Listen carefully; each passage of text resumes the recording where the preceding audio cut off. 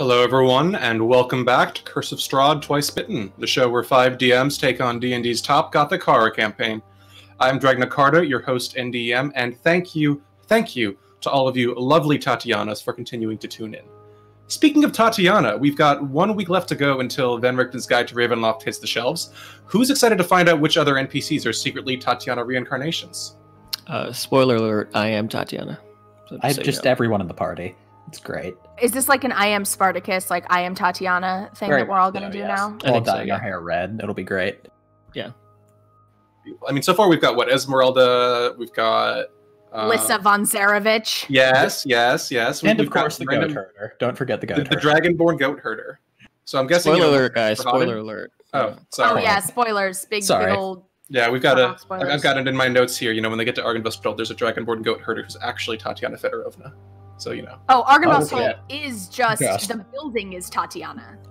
Oh, there's the statue is just Tatiana herself. No, the actual building. No. The actual building. Yeah. The reason the roof is red is because it's like her red hair. Yeah, Tatiana. Well, very symbolic. I'm thinking like maybe Irina. No, Linus, that's bullshit. Too far, Come right? on, it's Irina's Irina. What the fuck are you talking about? Get out of here, Linus. Talk. You're right. Truffle, though. Truffle could be Tatiana. See, Truffle, Tatiana, T. So it all comes together. That's a galaxy brain take. Yeah, he would look great with red hair. He would. It's like a Lolian Doug trio. You put it on him and he's just beautiful. Beautiful. All right, well, as our conspiracy-minded minds continue to plunder the depths of Tatiana investigation, I think we are ready to jump in for this week. So, without much further ado, let's get started with Curse of Strahd, Twice Bitten.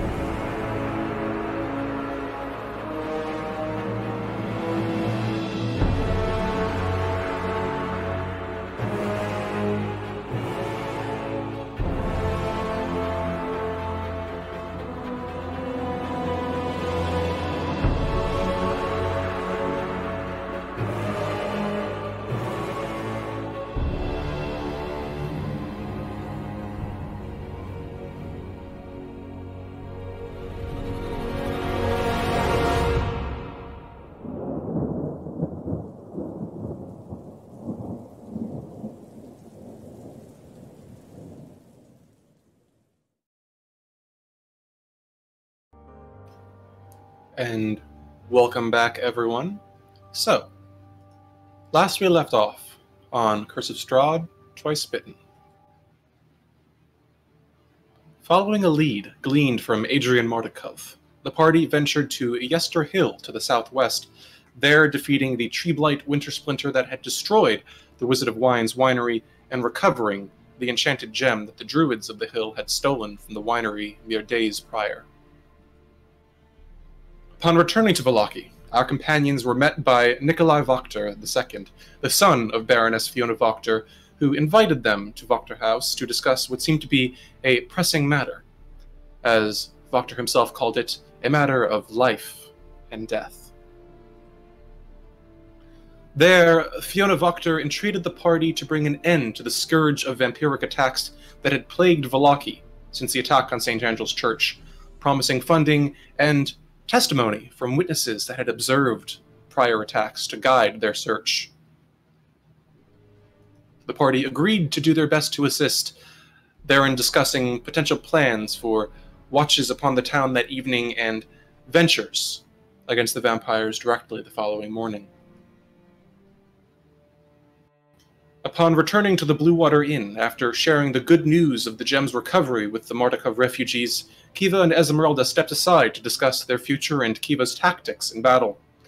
Before departing the inn to ostensibly patrol the town for vampire sightings and enforcing a curfew with Metron and Amity, Lillison left a sealed letter with Ismark to be opened in the event that she failed to return to the inn that evening.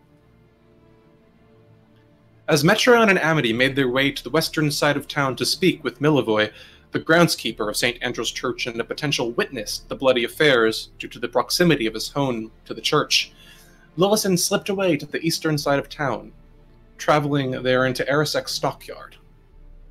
As she knocked on the door of the coffin maker's shop at the close of dusk, she spoke the passphrase, "I come in Dostran's memory," and was admitted into the interior for a surreptitious meeting.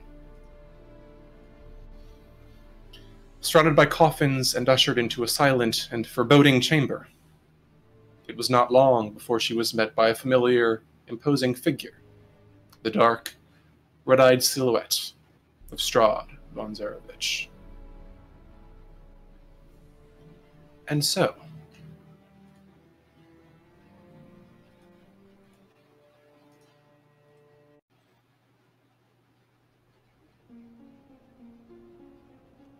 Amity and Metron.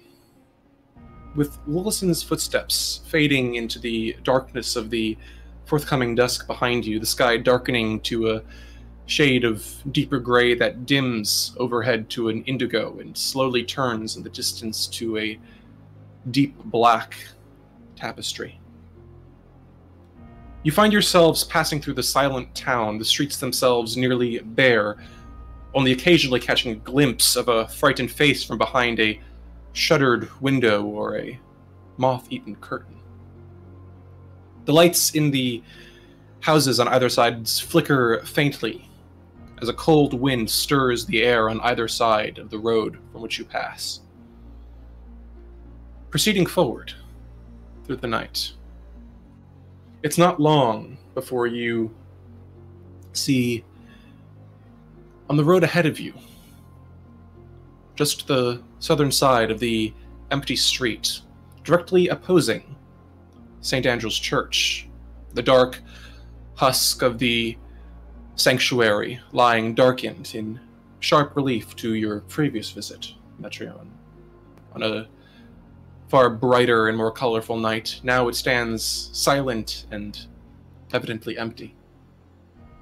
But that's not the reason you're here. Instead, as your gaze turns to the opposite side of the road, following the directions of Fiona Voctor's guards' guidance, you see there a small structure, more of a cottage than a townhouse, as befits the area around it.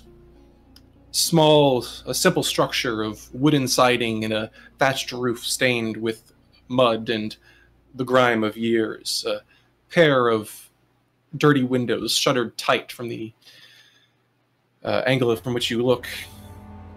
A simple flickering light on the opposite side, though through the shutters and the old threadbare curtains, you cannot catch a glimpse of anything on the other side. There's a small stoop leading up to the door. The paint that once stood there stripped down over years and years of abandonment and disuse. Though you can tell by the many footsteps up and down the stairs leading to the entrance that, at some point at least, the muddy pathway has continued to be well used in recent times. On the way there, do Amity and I have time to talk tactics? I think you would. By now you haven't approached it yet. I would say it's within eyesight if you'd like to get closer. But you have some time to yourselves.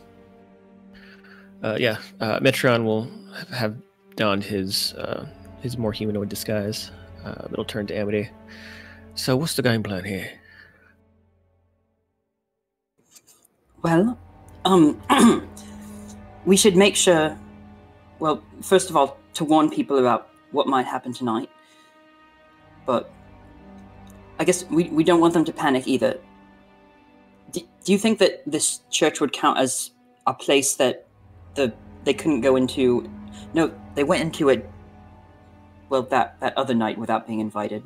Yeah, I feel like the church is a no-go. But this Milivoy boy, this Milivoy was his name, right? Yeah, he. Right. I mean, what do we ask him? What do we say? I mean, yeah, maybe he's seen this creature and whatnot, but what if he's not willing to cooperate? Why wouldn't he be? Do you think someone's threatening him, or?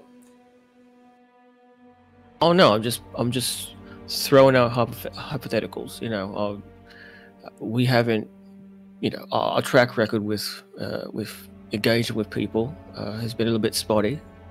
And you know, Lilith not being here, she's usually the diplomatic kind. Not that you ain't got the gift of gab. I do too, but I feel like she's got a bit of a different touch to it. I guess I'm just saying I'm nervous right now. Sure. I guess I'm less nervous, but I get where you're coming from. So let's say that for some reason Milvaj is being shifty and doesn't want to say anything to us.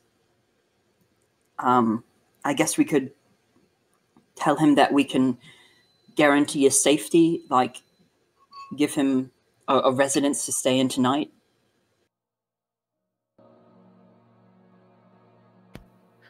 Yeah, I mean, that's his residence. I mean, he could just stay in there. Do we use more? And Netron kind of cracks his knuckles. Do we use more forceful tactics if we need to? That seems like a not great idea. Last resort, then, yeah. Well, maybe, you know, maybe Yeah. have your what's that? The zone of truth that you got going. Maybe have that ready to go. I'll have it ready to go. I hope I won't have to use it. I'm just going in expecting the worst and hoping for the best. Right. You have a thing that you sometimes do that I think Ethandius called you out on before. Metron, his eyes dart around, trying to figure out what you're talking about. Has Ethandius actually called you out on using the friend spell? Because if not, he has. He is He's called him out on using the suggestion spell and not. The right. Stuff. Yeah. Okay. But this is more Metron being shifty, not as if he doesn't know what he's talking about. But do you think that would work? Or I mean, because sometimes, I mean, people do get angry if they're being mind controlled. You say it's mind control. I just say it's, you know, me being extra persuasive. But you know, when we get there, if he's not too keen on us, then I can try some stuff. All right, but if first and second resort are just being friendly and welcoming and heroically persuasive. I'll let you take the charge on that then, and then if you need some backup, I'll be right there behind you. And you know, you bring Truffle out too. He's got a friendly face. All right. As you're standing there, you hear a soft snuffle from Truffle as he kind of wiggles his little head out of Amity's pack and snuffles happily toward you. As he does so, he suddenly winces as you hear the squealing, not of a pig, but of rusted iron against metal. Glancing back to the north side, you see the rusted iron gate to the church cemetery just faintly swinging, squealing very quietly as its hinges grate against one another. In the area around you hear the wind pick up, the deeper breeze stirring up, cutting through the chill of the night as the leaves of the trees around you rustle, like whispering. Yeah, there's a moment where Amity is walking and Metron sort of pauses when he sees the gate to the cemetery just swaying back and forth. And she would probably catch him not following her for a moment. He's just kind of staring at the swaying gate and shuddering a bit. But when he realizes he's caught in that moment, he looks back up at Amity and does a little bit of a scuttle to rush up back to follow her.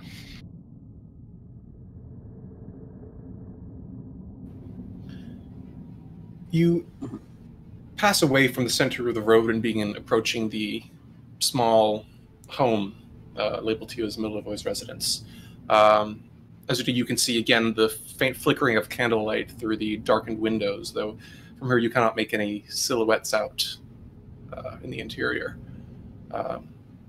If you'd like, are you going to knock on the door? What are your intentions? Yeah, I mean, we could just knock on the door, right? We ain't got nothing to... We don't need to sneak in or something, do we? I mean, you can if you want. But go into the back. As they pass the cemetery, Truffle sort of sniffs invitingly, but is torn away to follow them. When Metreon says that, Amity just knocks on the door. Okay. You knock on the door, and for a moment you hear the creaking of wood on the other side, and then there's complete silence for a few moments. Another second passes, and you think you hear the sound of distant whispering from the opposite side of the door, and then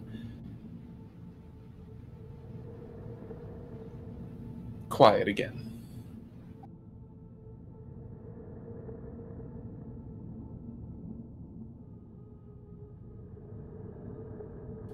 Amity knocks again, but this time she does like da da da da da da da. All right. There's a few moments of pause, and then you hear a ragged voice from the other side of the door sound out. Who's that? Who's there? It's me, Amity, and my friend. She lets Metreon finish the sentence in case he wants to fill in a fake name. He just shakes his head. No. And we're trying to protect people, so we just wanted to maybe ask a few questions about how we could track down that horrible monster that's been wandering through the town. You hear another pair of creaking floorboards growing slightly closer. I don't know what this is or what you're trying, but if this is some this is some new trick by you, demon. What do you mean new?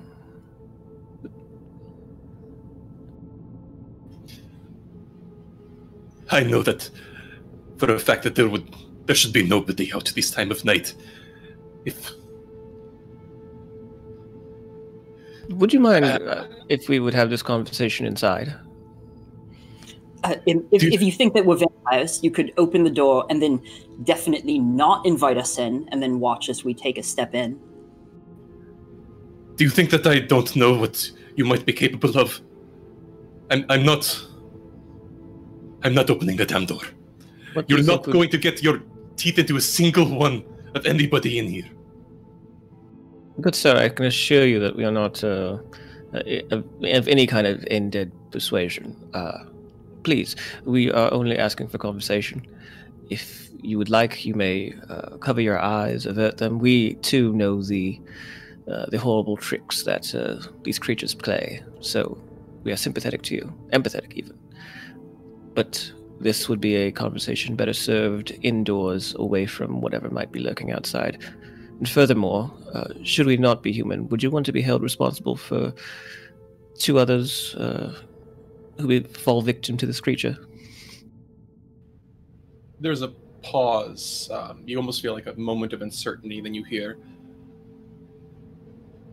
if you're not with the demon and you chose to be out here, then that's on you.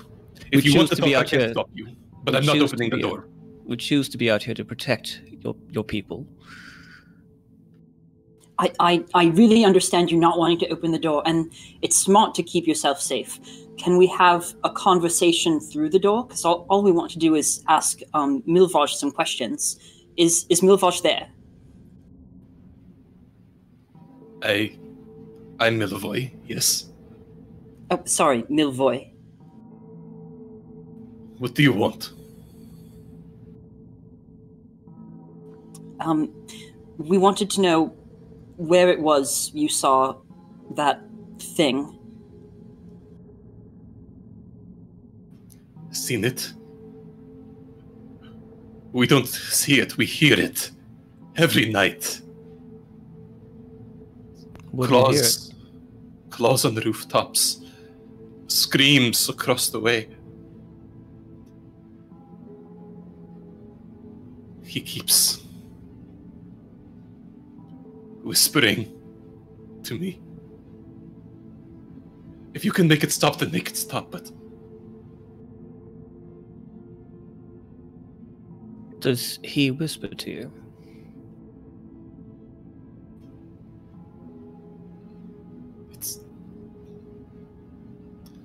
I don't know. I think I don't know what it is trying to do. It's just... I just want it gone, okay? I can't... We know we're not safe here. You shouldn't stick around either. You're not safe either. Can I get like a read on him a little bit through the door? I know that it's just audio. Make an insight check with disadvantage. Okay.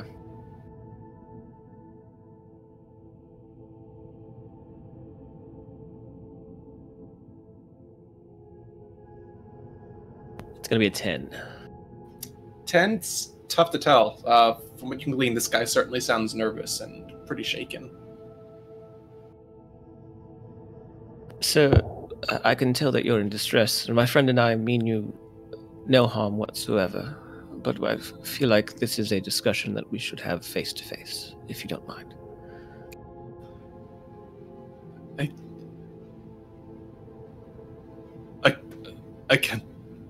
I can't do that.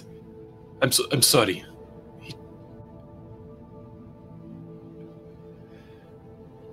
Metron just gives this shrug of a shoulder look to Amity. What can we do? I can break in, but I feel like that's not going to be good faith. Amity whispers to Metron, "Why do you want to do it face to face? Are you planning on casting something?" No, but I want to know if he's hiding something. And you can't tell that easily if, you can't see him. Maybe he's been hurt or something, or maybe, maybe he's got something inside that he's trying to hide. As soon as you say that, Amity, you hear Truffle whimpering softly, wriggling in the bag on your back. And as you do, the wind suddenly turns, and you smell sharply from behind you the smell of stale earth and the scent of rot mixed with a coppery scent.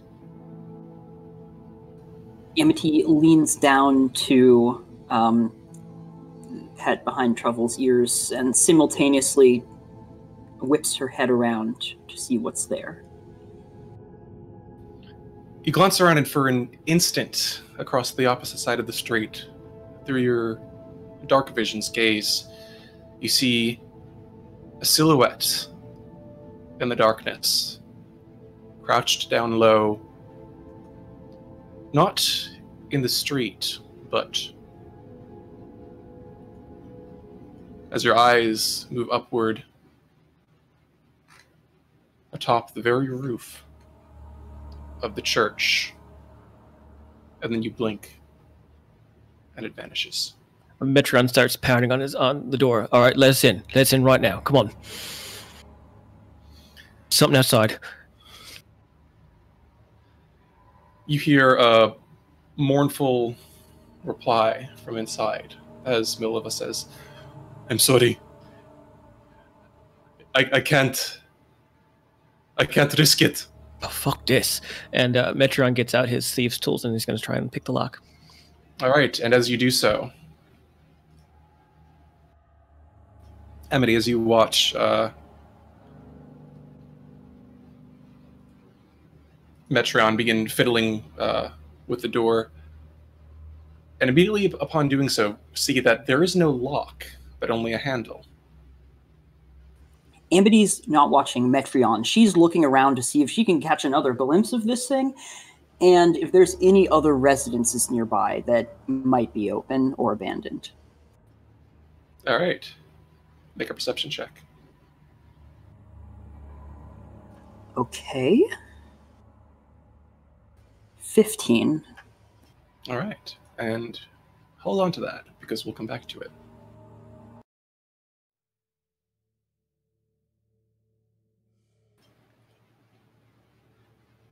Kiva and Earthrendeer. Across the town, at the Central Avenue and intersection where the Blue Water Inn lies, the two of you find yourselves in the northern guest room of the Blue Water Inn, trancing quietly, meditating upon visions of the past, dreams of what was or what may be. Your minds a torrent in the twisted tranquility of Elven rest. As you do, however, it's not long after the others have departed that you hear a frantic knock on the door. Earthrendeer starts upright. You get the impression that he wasn't even trancing in the first place. He just kind of had his eyes closed. And he blurrily struggles out of his cocoon of blankets and walks to the door. What is it? You open on the door to see on the other side Esmeralda, fully armed and looking at you with a serious look in her eyes. What's going on? I've got bad news. Specifically, but actually a bit of a question first. You mentioned that when you spoke with the Baroness, yes, that you had some information, some lead about some person who might have information on the attacks? Yeah, I think that's what Metreon and Amity were going to try and sort out. Right. Do you remember where it was? I think near the church. Why? What is this? Right. Get dressed. Get your weapons. We've got to go. What's going on, Ez? I spoke with Erwin. I wanted to see if there was anything he spy master and all. I wanted to see if he knew anything. From what he said, that night we were here a few nights back, that wasn't the only time that some undead has haunted the inn. Erwin sent a tale after it. This morning, in fact, just before dawn. It managed to slip away the previous nights, but he managed to follow it this time, and so they lost it before it vanished. The last place I saw it was the graveyard of the church. Shit, Kiva! Yeah, Kiva sort of startles awake out of her, not awake, but out of her trance. And seeing Ez all armored and Earthrendeer panicked, she's up on her feet right away. What's going on? Ez just heard from Erwin. There's the place where Amity and Metreon just went to get information is maybe where the vampires are coming from. Oh, okay, so we've got to go then. Yep. Yeah. Just give me 1 moment. I'll get dressed and I'll meet you downstairs. Of course. As Earthrendeer starts rooting through his things, dark circles beneath his eyes, and then looks up at Ez. Ez, I'm running on fumes here. I've got a weird request of you. Would you mind if I borrowed your rapier? I remember last time I couldn't even make a dent on these things, and without magic, I might need an actual weapon that can cut through that hide if I want to actually do anything. She blinks and then nods. Right, that might not be a bad idea. Here, and she takes it out of the sheath and tosses it to you, hilt side first. He catches it, kind of marveling at the weight for a moment before stowing it. Thank you. Let's do this. You hear footsteps coming up the stairs from outside, and as you do, you see the door open, and you see Ismark and Irina looking a bit concerned. A bit tired, but Ismark's brow is furrowed. Irina's looking more worried than anything. Is everything all right? We need to go. There's the vampires near the church where Metreon and Amity are. So we just need to go. She's like saying this as she's getting her armor back on and, like strapping herself into the tatters. And she leaves the mace on the bed and takes the sun sword with her this time because she's not taking any chances with a non-magical weapon. Irina quickly nods. Shit. Right. All right, we're here with you. Lead the way. All right. Yeah, once we've both kind of frantically put our clothes on and gotten everything we've needed, Aerith's running full tilt for the church. Same with Kiva. She's sprinting her little ass off. Okay. With that, the group of you swiftly exit the inn and begin making your way, hearts pounding in your chests, through the dark streets toward the western side of town. Townhouses flying on either side of you, your vision locked to the western road ahead. On the eastern side of town, however,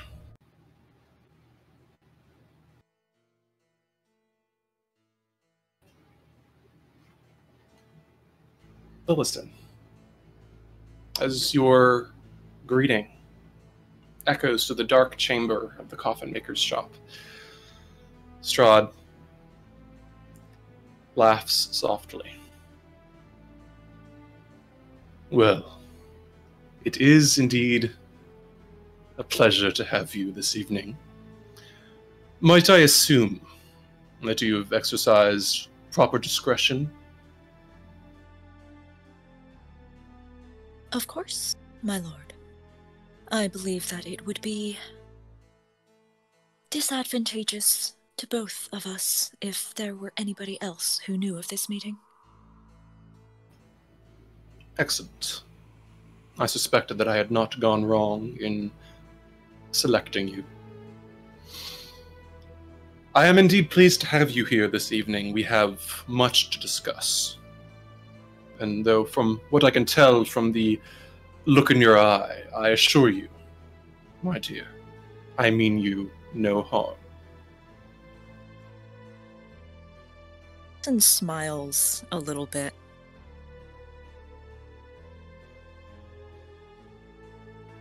I am pleased to hear it. I am most curious what it is that you believe we have to discuss. But of course. But before I do so, please, if you would not mind my asking. And he steps toward the table and takes a seat across from you. Your time in my lands of Barovia. Your compatriots seem quite dedicated to their aims, certain goals that I understand might diverge at times. What of you, Lilliston? What do you desire within my lands? What do you seek to strive for?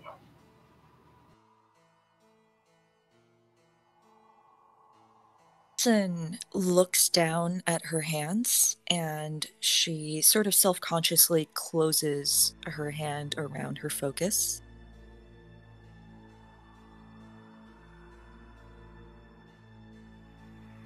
What do I desire in your lands? It is much the same question as what I desire, well, anywhere. For the moment, that is merely to gather enough information about, well, myself and my surroundings, to be well enough informed of what possibilities there are that I may know in what direction I may place my future desires.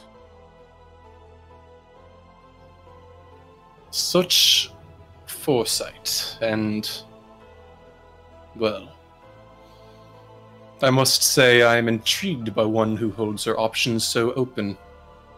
Then again, I suppose I should not have expected anything less. From what I have seen of your capabilities, arcane and otherwise.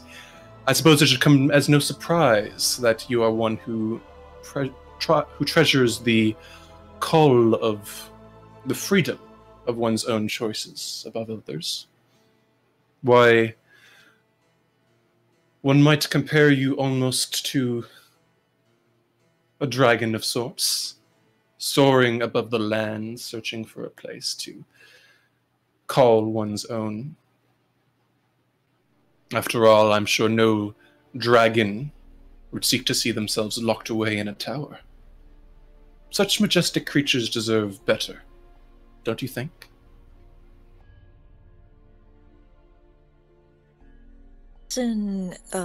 Lillison looks at him,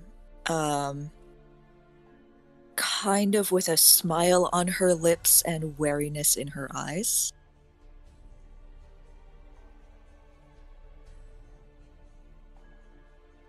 Well, I can understand your desire to glean potential courses of action. So perhaps I shall offer a course of my own. As I have mentioned in our previous correspondence, I believe that you may be uniquely suited for a certain gift that I see fit to share with those I deem worthy of my attentions.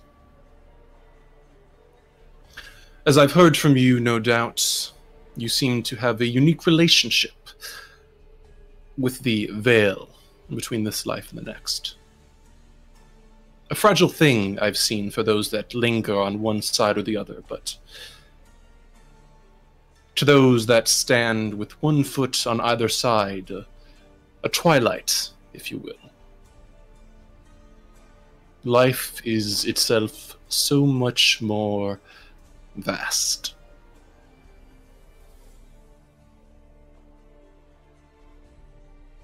You are extremely perceptive, my lord. This is not something that I had mentioned to many others.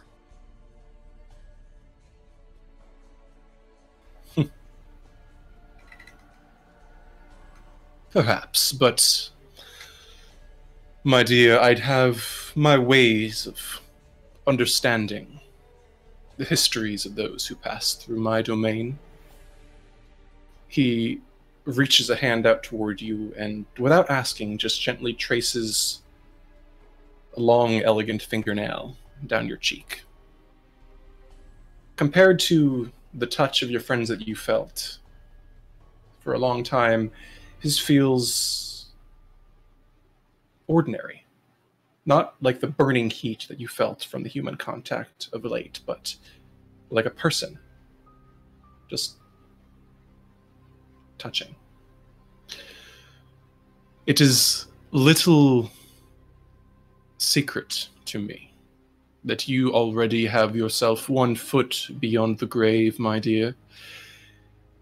It is impressive that by sheer will and defiance that you yourself have resisted the pull beyond. Then again, such is the existence of all of us who choose to dwell at that twilight between life and death. After all, we've seen that one cannot last long in the former before passing into the latter. He smiles, then pulls his finger back from your clammy skin. And from what I can sense, you have been already touched by perhaps as dark powers, if not darker, than I. So Lillison, actually, when he touches her, she stiffens for a moment, but she doesn't pull away. She seems to allow this touch fairly readily. And her eyes just narrow a little bit as he continues speaking, and she says, "You say you chose this?" I've chosen many things. I've chosen what I would become. I've chosen what I would remain. But if you refer to my current fate, my current existence, then yes, I embraced it with open arms. For you see, I think that the two of us may be more alike, in that, like you, I myself have always sought to see no end to the opportunities that lay before me.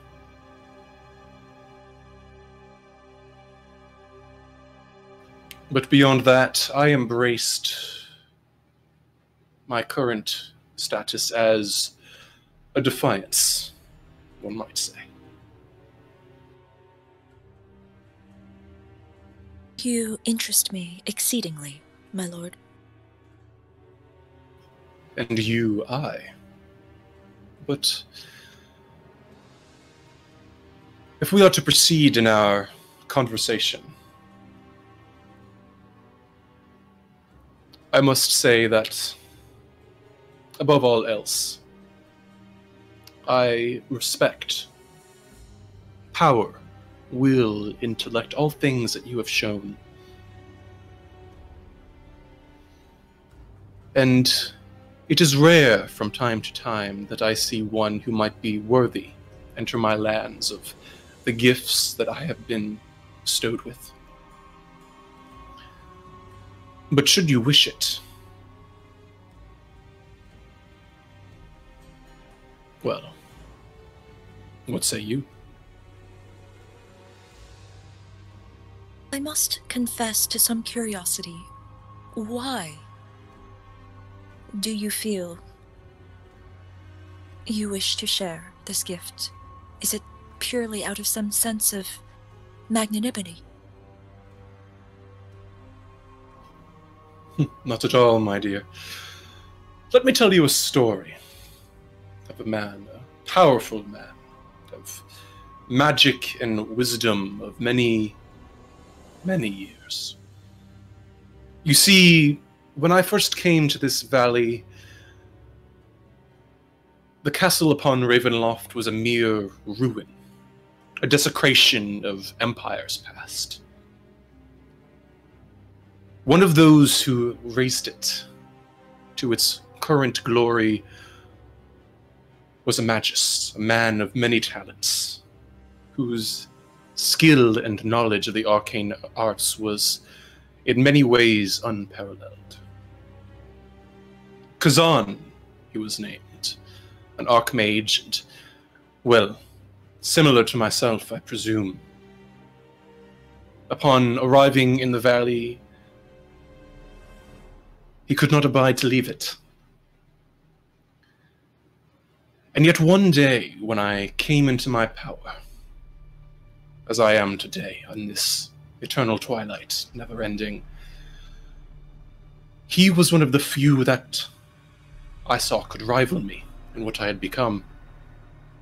I could have destroyed him, seeing him as a rival to my power. I could have reduced his faculties to those of a slave, a thrall to my will. But instead, I chose to make Kazan my advisor in magic for the rest of his natural lifespan. Tell me, why might I have done so?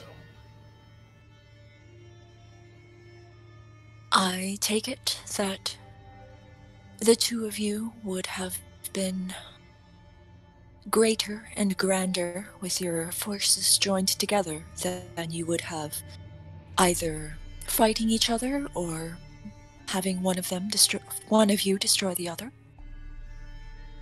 Is that, in fact, how it worked out? He smiles. Perceptive and entirely accurate. For you see, one man alone is capable of much, but with partners in power. When I saw Kazan and looked into his spirit, I saw a soul that I respected. A creature that understood what it was to strive for power, what it was to possess that strength in a world that so often seems so far below. A world that can so often misunderstand the nature of power. I am sure that you, in your political experience, I presume, understand that no transaction is wholly benevolent. And I confess, our meeting tonight is certainly not one that is wholly altruistic. I myself believe that it would be to my benefit to welcome an advisor, a vizier, if you would, at my side. One whose lifespan would not flicker out like a mayfly's, but whose wisdom could someday grow to echo mine.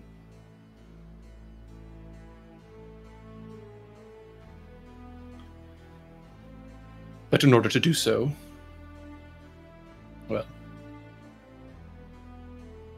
well, it would be always a shame to me to let such a beautiful specimen of intellect and will fade away. It is not my choice to make. So I ask you to listen. Faced with such a prospect, what would you respond with?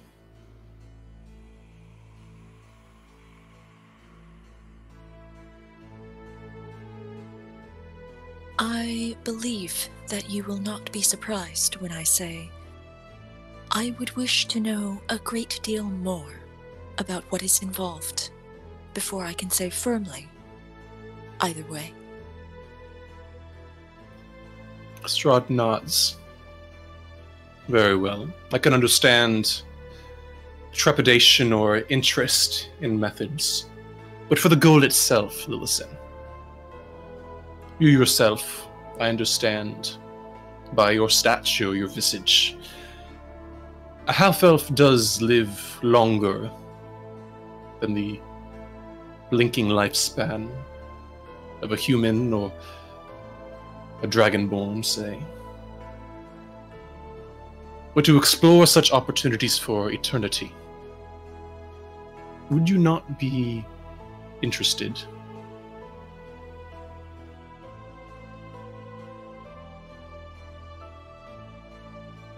Given much thought to the prospect that immortality might open up, if it is indeed immortality you gesture at, I had been mostly hoping not to get cut down within the next few days or weeks.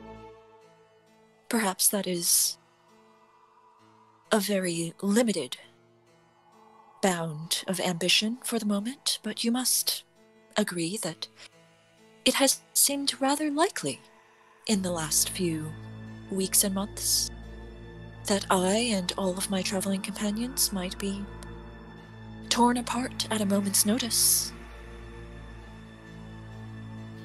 He smiles, and then holds out his arm across the table toward you. You have some weapon upon you, I presume, my dear.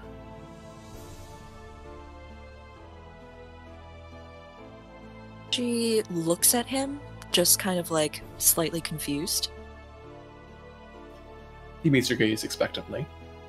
A dagger, a blade of some kind.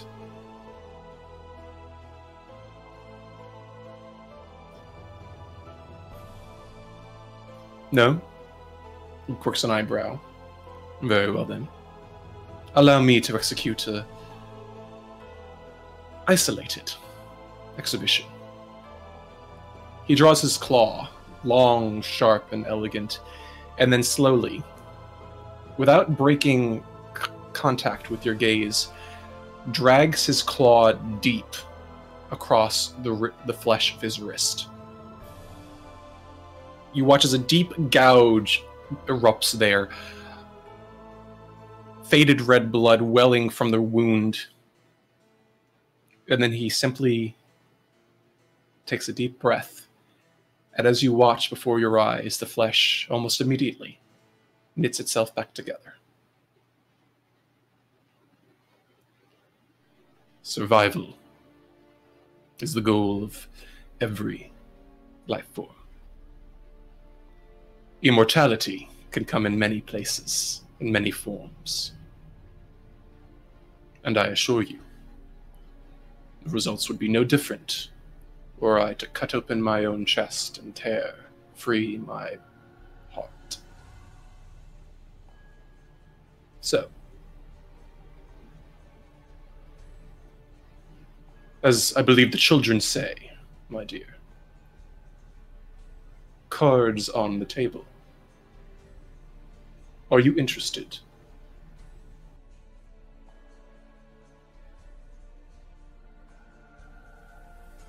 I must confess I have a great deal of interest. I still believe that there is very likely something that, well, strings attached, you might say. And I understand that this may not be something that I am to know of immediately. But understand that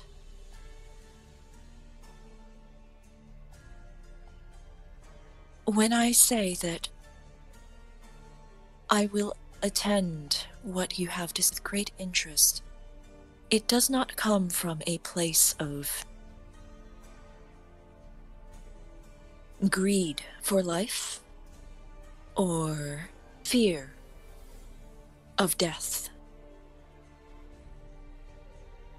but the natural curiosity to see what may lay beyond a very ornately decorated door.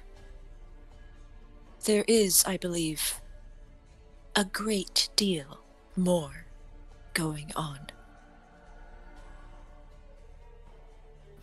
I am not the sort of person to turn my back upon that.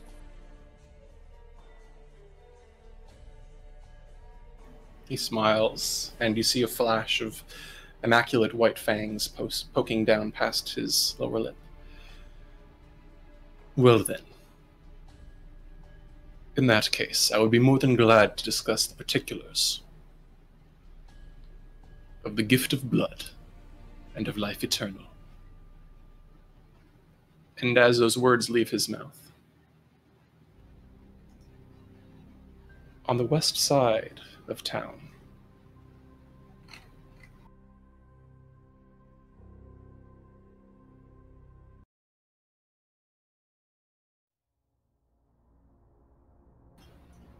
Amity, as you glance frantically around the homes and residences and street around you,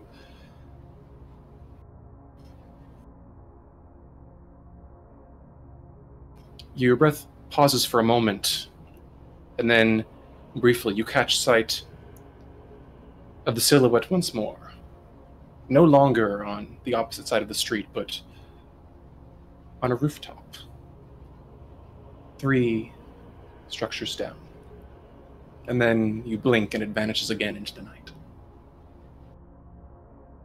Metron, as you fiddle frantically with the door, you reach for it and find to your horror, as you struggle to find a lock for your thieves' tools, there's no lock at all.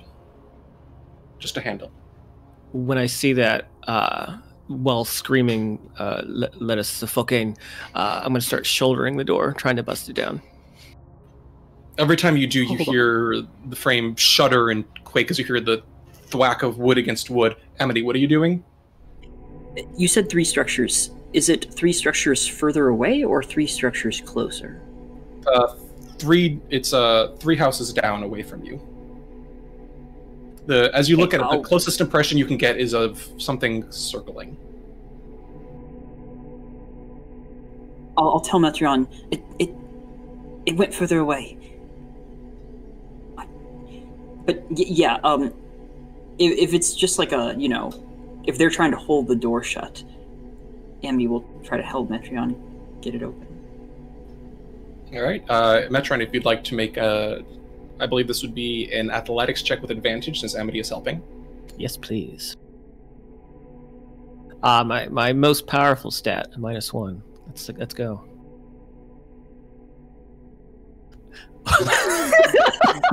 Oh my god. What'll it be?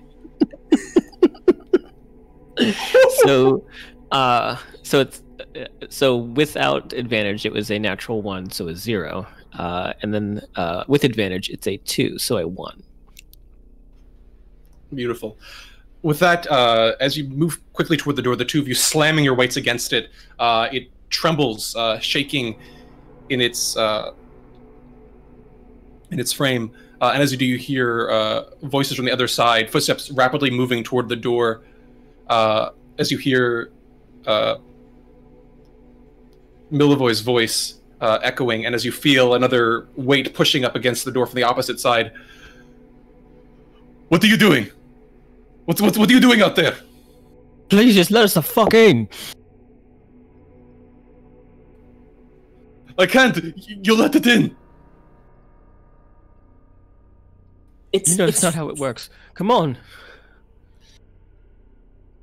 You hear above you the scrabbling of claws scraping across wood, the sound of the thatched roof crinkling and cracking as if a great weight is placed upon it. When you looked around, were there any other, obviously, like abandoned houses or such? Make a perception check for me. Yeah, sure. That's going to be an easy 13. Okay. Glancing across the way, you see in the area immediately around you.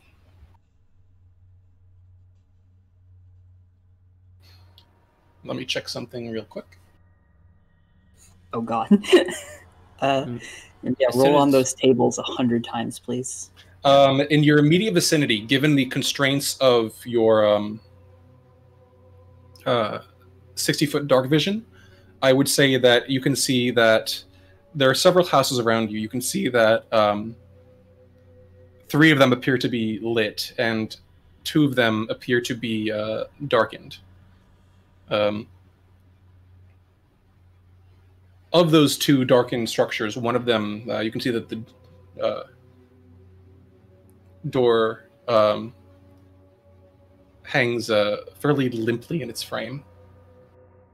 Okay. Amity's going to give one more shot at trying to pull the door open, but should that fail, she will then head towards the limp door.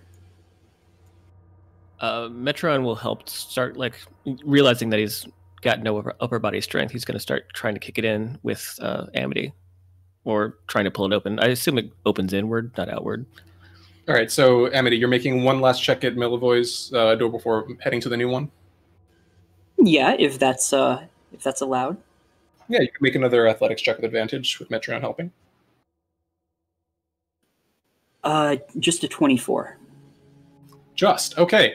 You glance around, make a quick mental calculation, realizing the sheer distance of the darkened doors that you saw, and immediately kind of pulling together some note of adrenaline in the back of your chest, as you hear from above you this faint, rasping gasp of terrible lurking. You turn your shoulder inward, just your vision flaring red for a second, and the two of you moving together and slamming against the door. You hear something crack and then crash to the ground as several bodies on the opposite side go tumbling away.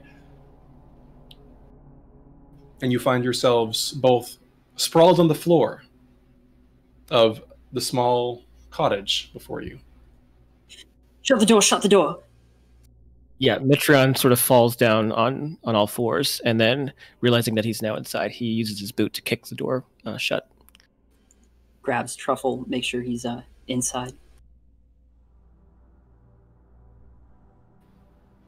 Truffle squeals, happy to be pulled in with you. The door slams shut behind you, and as you do, you glance around to the area that you've entered. You see that you found yourselves in a small one-story residence, just very faintly illuminated by the flickering of a lone candle at the opposite end of the room. You see there, beneath the candlelight, a single moth-eaten bed with 3 young children crammed together onto its surface, holding a moth-eaten blanket up over their chests and the lower halves of their faces. You see 2 others, somewhat older, perhaps preteens, pressing themselves up against the far wall, one of them holding what seems to be a very faded, ragged tin knife of sorts. The other one clutching a particularly large rock, both their eyes wide toward you. Beside them, you see a stained armchair resting very near to a fireplace. And then kind of crumpled on the ground, but quickly pulling himself up, you see a brawny lad approaching the end of his adolescent years, a furrowed brow, his eyes wide, quickly struggling to push himself up, his dark hair pushing out of his eyes as he reaches, grabbing across the floor for, you see, an old shovel that he quickly grabs and pulls close to him as he scrabbles to his feet.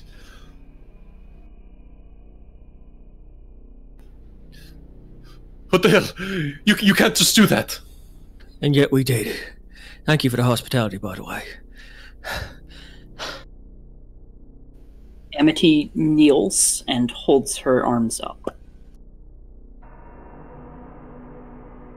Metron's doing the opposite. He, in the process of doing all of this, had drawn his dagger, so he's just standing, obviously out of breath, still wielding a dagger, but not in an offensive way, just like at his side.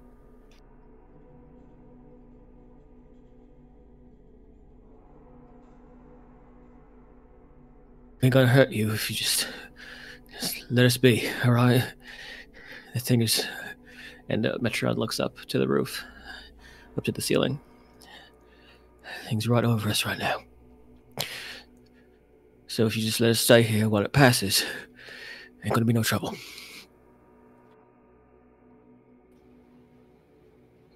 Milivoy just closes his eyes and shakes his head. It's not going to pass. It might come and go until morning, but demons don't go away that easily. Well, then I guess we stay in here till morning. You've got some lodgers then.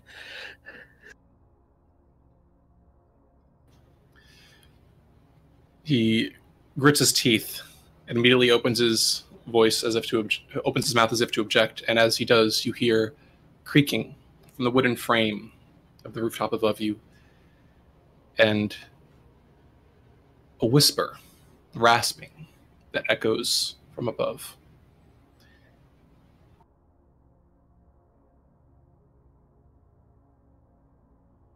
Do we hear what's do. being whispered? As you hear, "Come now, open the door, little ones. Please, you know what you did, what you brought, what you took. Join me."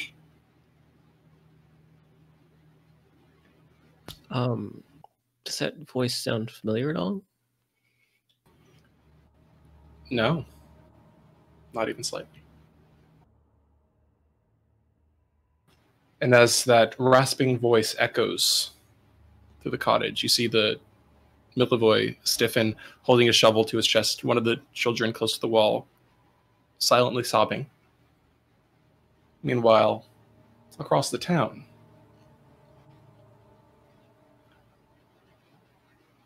Kiva and Erthrindir continue your way across town.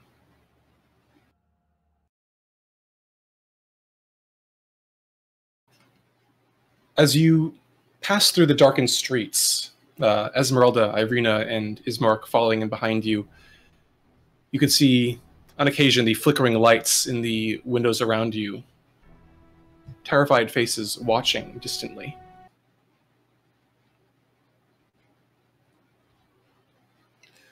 But for you, you keep pounding forward. Your gaze is set, your frame set. Is there anything you'd like to do as you travel toward the location? Only when they're close enough to have eyes on, like, the graveyard and stuff, will, I think, if there's time to, like, do a bonus action, she would probably power up her lightsaber. But only when they're within, like, eye range of the graveyard. Yeah, and I think while they're running, Earthrendir is going to catch up to Kiva and stumbling, like obviously at it on his last legs, lay a hand on her shoulder and let a sparkling lattice of magic crisscross her as he casts mage armor. There.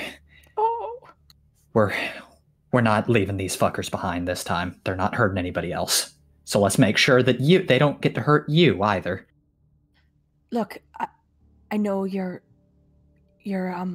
not feeling great, and maybe you didn't get the rest that you need, but look, don't be a hero, okay? If it gets dicey, just stay behind and don't get yourself killed. He gives a half-hearted little nod, but it's pretty clear his heart's not in it. We need you alive. You're better at magic than any one of us, okay? We need you, and Amity needs you, and so just be smart, like you always are. Yeah, I know. Y'all need me alive. That is kind of the central thing. All right, let's go kill a vampire. Yeah.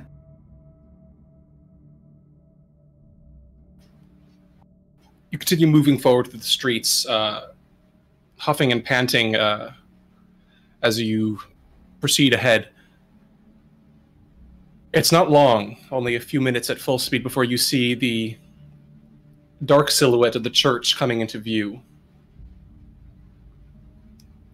As you do, you can just faintly see and hear the quiet squealing of the rusted iron gate there as the chill wind picks up around you, leaves rustling faintly across the ground and in the alleyways.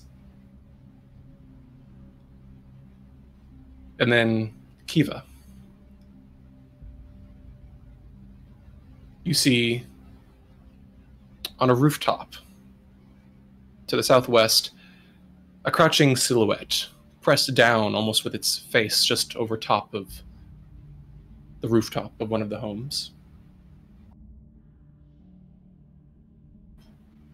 At this point, I presume you haven't activated the sword yet. Yeah, the second she sees forward, that creature, yeah. As it does, however, you do hear the sound of flapping leathery wings in the sky above you. And as you glance up, you see that your passage through the streets appears to be very closely watched by a small, black winged shape. Red eyes boring down on the street below. Yeah, she just sort of look up at them and, obviously not knowing that Lillison is actively betraying the party right now, she will just say, "Come to watch the show," and kick the light on the sun sword and bear down on the creature on the wolf, or on the roof, I suppose. Hey, DM, how many of those creatures are there? Make a perception check with disadvantage for me. Sure thing. But she did just light up the sun sword, so... This is true, but the radius is only around... I would say it's dim light. Alright, radical. Yeah. I would say still disadvantage at this distance. 11. From here, you can only see the one shape atop the rooftop. Damn it. Alright. Nothing doing, then.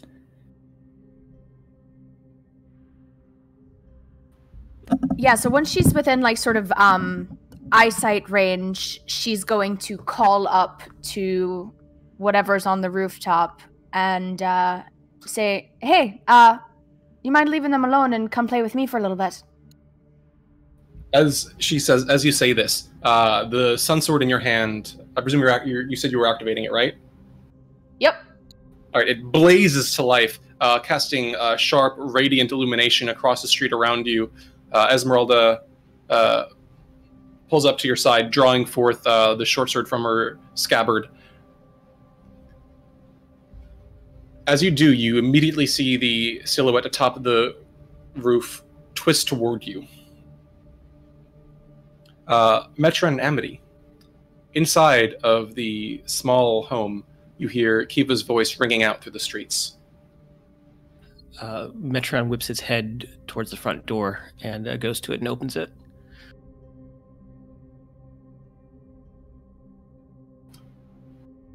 I assume I see her down the street with like yes, the group of you.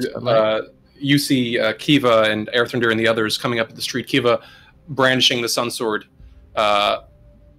Even as you do, you hear Mileva behind you. No, don't! Kiva! And I start to call out to her. I stick my arm out, just kind of waving her in. Kiva doesn't go in. She's but she will call back and she'll say, no, don't worry about it. If you need to stay in there, that's fine. Keep everyone inside. But I've got Ez and Ismark and Irina and Eri with me, so maybe you and Amity could join us, because this might get ugly.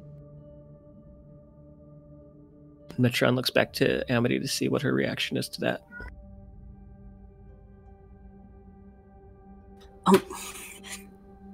Remember, we don't. Oh wait. So Amity can see that Kiva has the sun sword just turned on, right? Yes. Jesus Christ. Okay. All right. Change of plans. Anyone who might have possibly seen that needs to die. Also turn it off, please. Are you forgetting that we're like hunting a vampire, right? I'm not turning it off. It's going also, to the kill two of you people. are like 40 feet apart right now.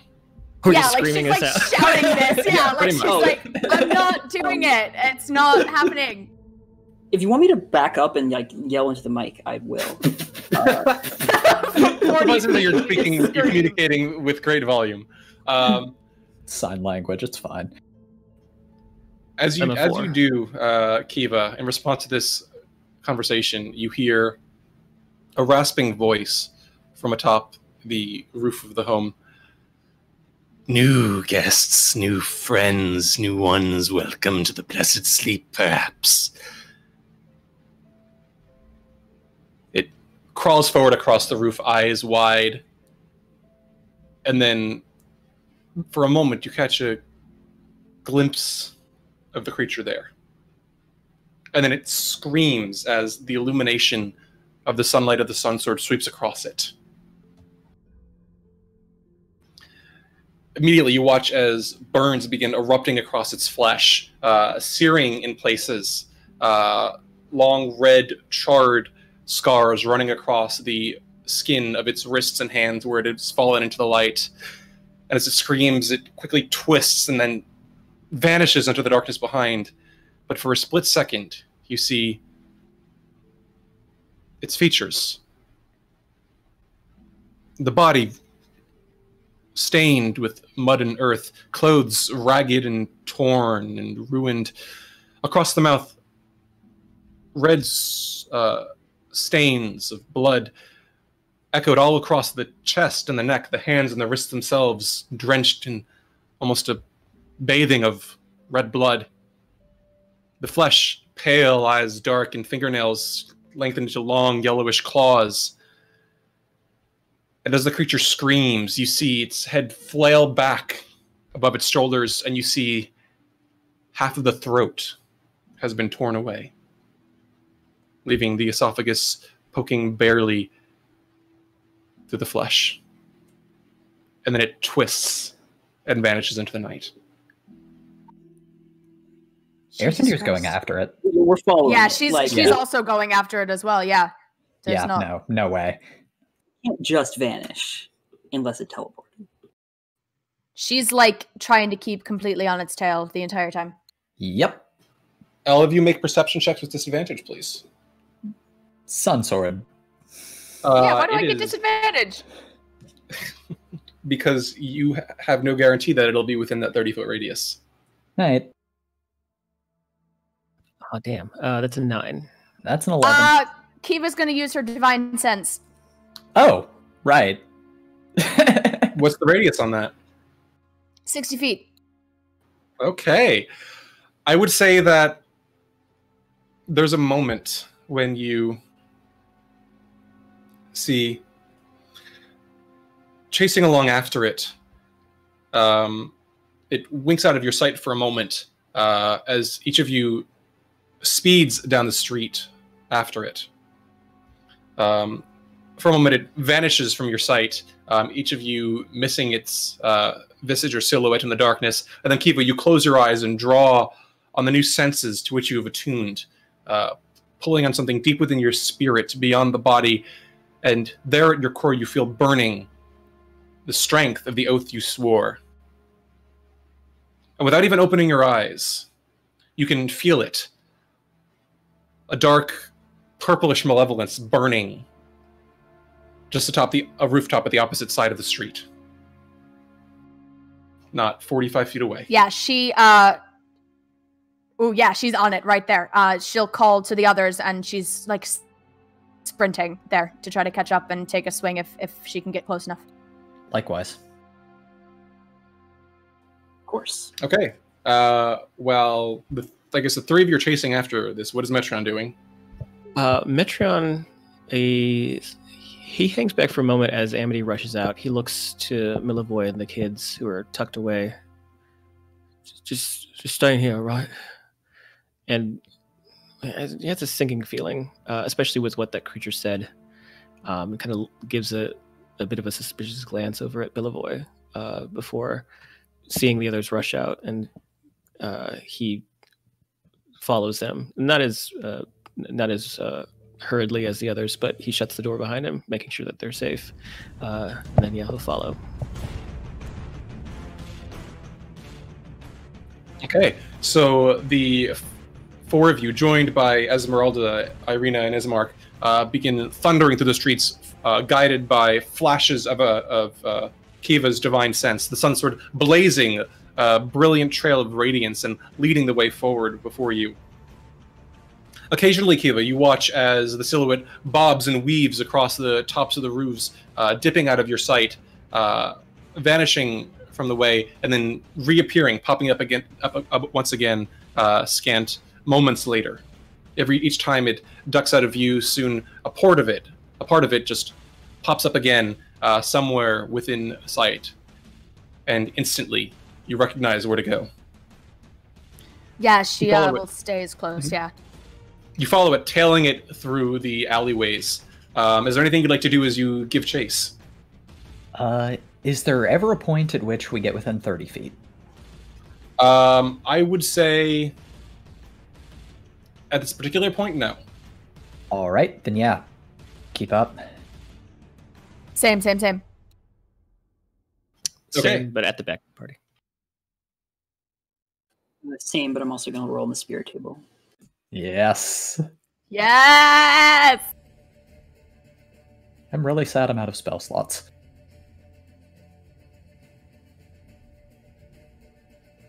Okay, as you do, Kiva, you hear in the back of your mind a trill of joy and fury as the Sun Sword's bond sings in your mind, encouraging, pushing, and you see in your mind's eye the nimbus of light the blade creates expanding as if to swallow the entire sector of town.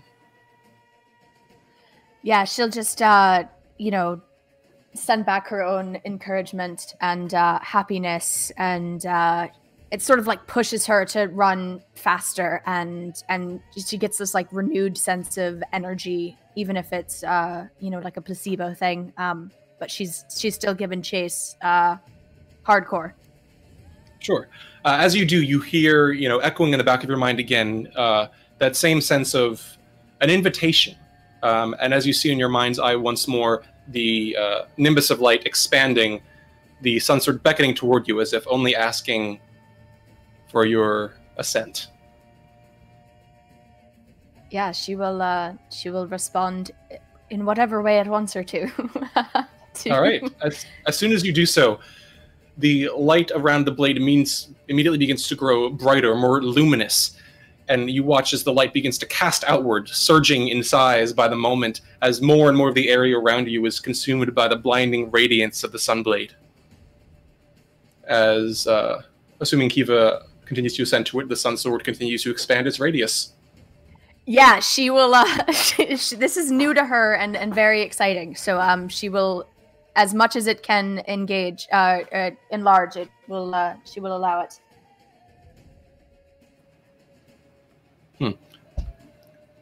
Okay, so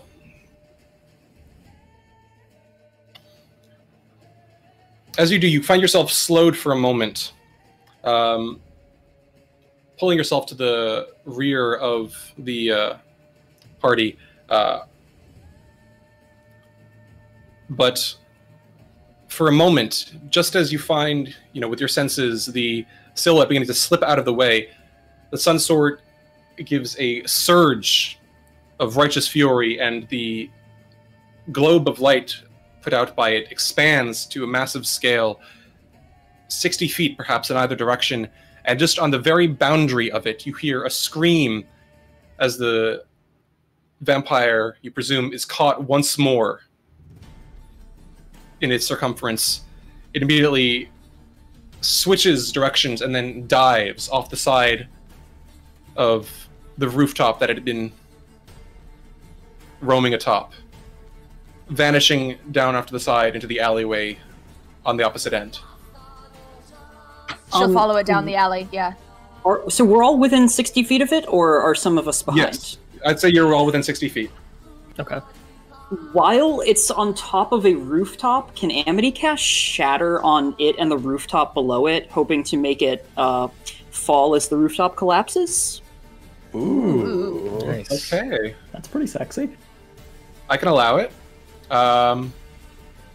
Alright, so that'll be a Constitution saving throw, I guess? Yeah, it will. Alright, I will say that, Kiva can point out exactly where it is. I would say, benefit radius sphere is pretty substantial. I'd say that, you can easily target it with Kiva's guidance and your own dark vision. So with that, each of you watch as, following Kiva's guidance, Amity lifts a hand and begins speaking the words of a tale. You watch as, around her, the shimmering silvery silhouette of the great wolf appears, and then snarls a roar of defiance, a sound wave that travels through the air and smashes directly into the rooftop atop which the vampire spawn lingers. You hear the cracking and splintering of wood and thatch, the shattering of brick, and 18 thunder damage. Okay. With that, you watch as immediately a section of the rooftop almost seems to implode as this shockwave booms, erupting from within it. At Kiva, you watch as the silhouette of the spawn immediately thrashes, aiming for purchase, is going to make a dexterity saving throw. Come on. Ha! Oh, I didn't realize it was a public roll, but yes, that is a natural 4. With that, you watch as there's simply a explosion of force, and the rooftop suddenly crumbles. Kiva, you watch as the entity's silhouette vanishes down into the interior of the hole that Amity's spell just created. Oh shit! Can she kick the front door in and get inside the house? All right. I would say that yes. Together, you can make your way around that direction. Yeah, she's gonna try to get on top of it and just stab. Okay. Speedily, you make your way down the alleyway, searching, hunting for a place to enter through. Soon enough, you come upon a wooden door, obstructing the way, but clearly facing the exterior of the structure. As you do, you slam into the side of it, finding it, to your gratitude, seemingly half rotted in its frame, presenting little obstruction to passage within. As you do, the rest of the others rush in after you into the structure, And as your eyes adjust to the darkness, you see within a dark,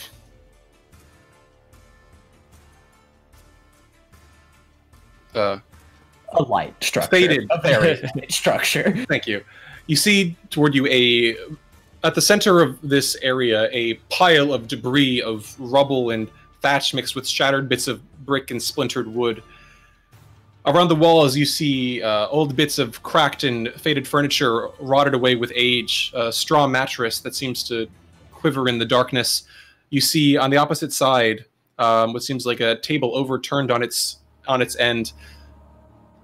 And up above you, the silvery light of the moon piercing very faintly through the clouds, through the massive hole torn through the top of the roof, illuminating at the very base atop the pile of rubble a somewhat disoriented looking creature.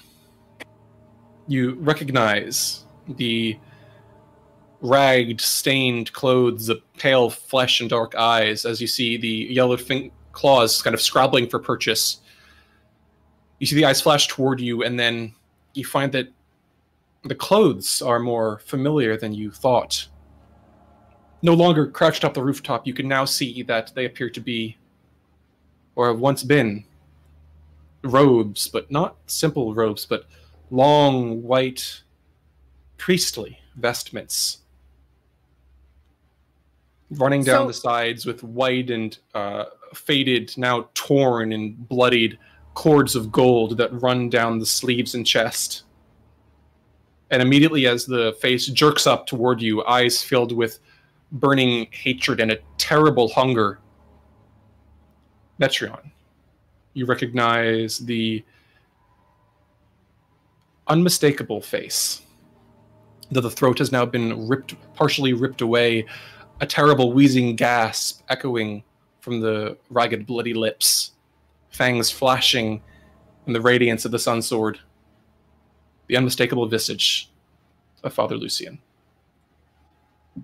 And that is where we will take a quick break. Okay. Yes, please. Rude. I'm gonna go cry now. I'll see you guys later. Yep, yeah, understandable. Have a nice day.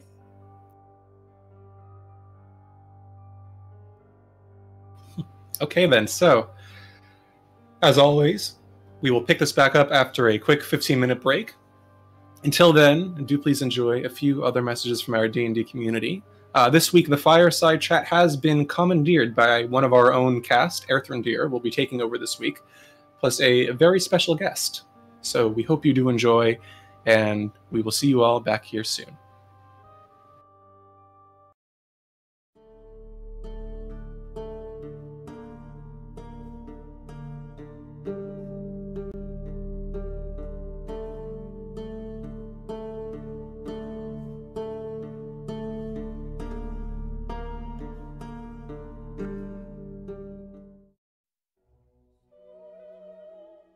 Welcome to Adventuring Interviews, a short interlude where our host, Erfrendir Eariel, will be showcasing and interviewing prominent personalities in the adventuring world.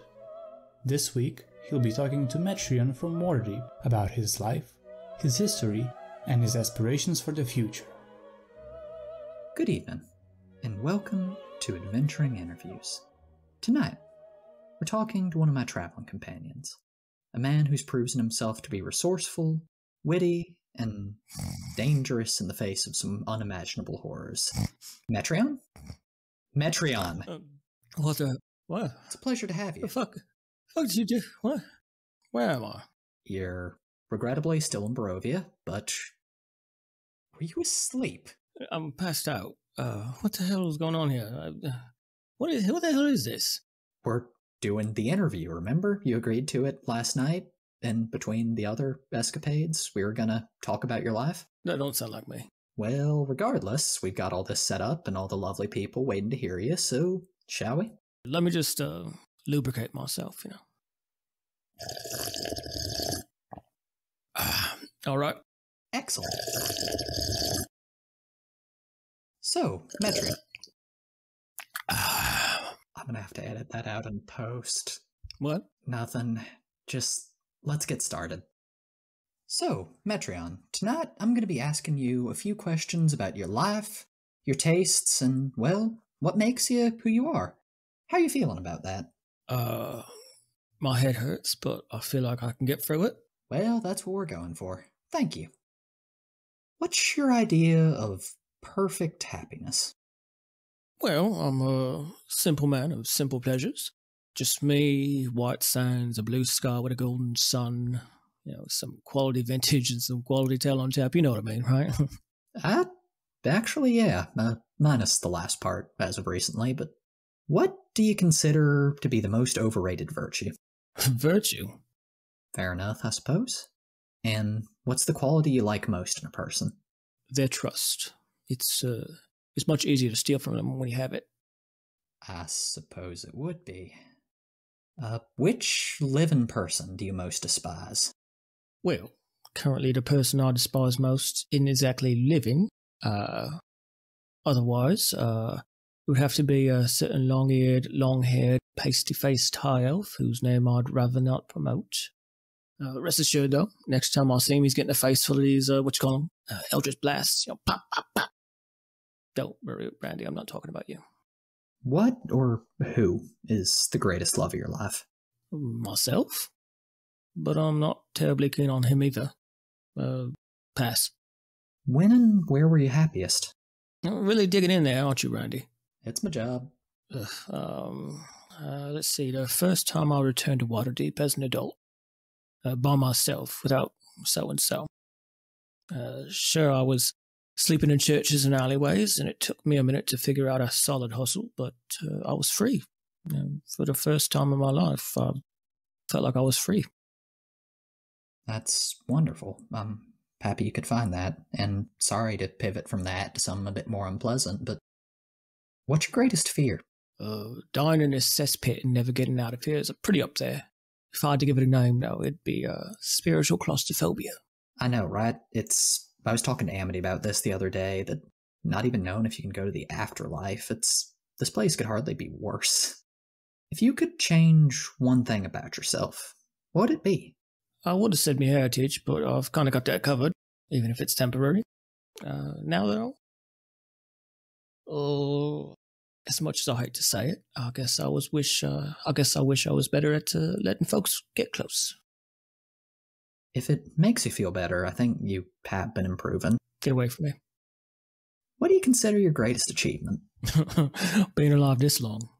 And your most treasured possession? Wait, what are you looking down? Really, Metreon? What? I'm looking at this beautiful handcrafted Batmobile that I was so graciously gifted. Oh, that's lovely. Thank you. No, I'm kidding. I was looking at my dick. What's your greatest regret, aside from that? Oh, I don't regret it.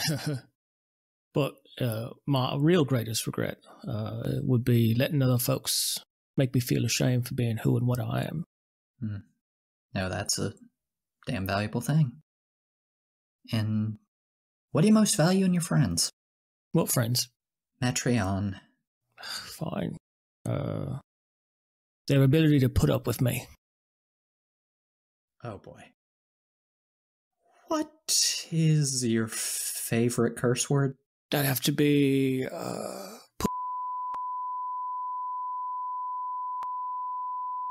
Oh, and, Okay, I don't think we can air that. Frankly, we shouldn't have aired you talking about your dick either, but, we'll get it in post, it's fine. What's your motto? Everything in moderation, including moderation. And always get the money up front. But that's actively... whatever. How'd you like to die? Morbid much. It's been on the mind, what can I say? I want to die quickly, preferably asleep, maybe with some good meal and drink in my belly. That's the way to go. Can't disagree with that. Alright, so now next up, we've got some one-word questions. So I'm going to say just a name, and I want you to give me the first thing that pops into your head about it. Don't try and screen it, just let it go. Right. Kiva. Shit kicker. Amity. Sugar. Lilson. Snake. Metreon? Magnificent. Strahd. Erthrindir. Insufferable. Love you too. Our final question for the night. What would you like to hear the Morning Lord say when you arrive at the pearly gates? Come on in, it's open bar. Thank you, Metreon. And until next time, dear listeners, be safe, be careful, and take care.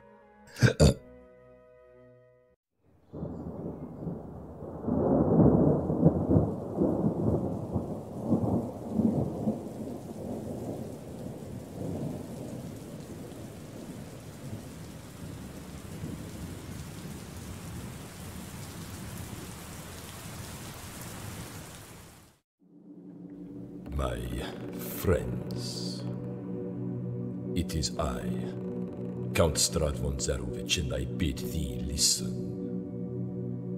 The Guild of the Black Crow have produced over 5 hours of ambient sound design for my most beautiful and ancient land.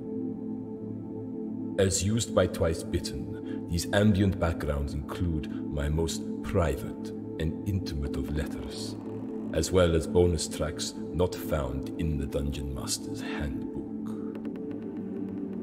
So, hear me now. I guarantee you safe passage to their camp.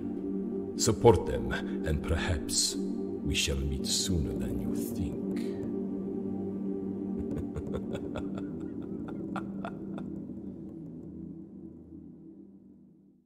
If you think your hometown has problems, you haven't spent nearly enough time in the village of Barovia. Over the years, their taste for human flesh had only grown. The vampire spawn, the undead cult, the werewolf den. I just think we can do a little better here. Grab our shovels and we're going to add some depth to help you run your best Curse of Strahd. Strahd possible. You're welcome. He flies into a fit of rage that is unparalleled. There's child abuse galore through this thing. He's been nailed to the wall with very long iron spikes, and I imagine it's been a very uncomfortable time for him.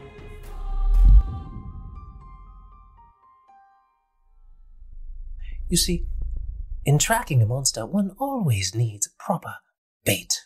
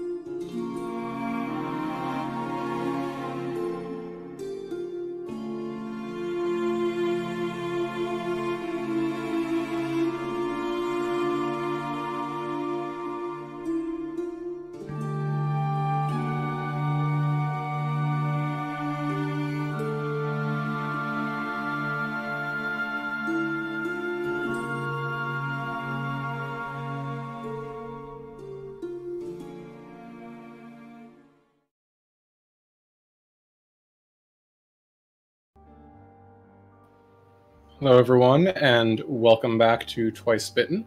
Before we get started, as always, just a few quick announcements to get through.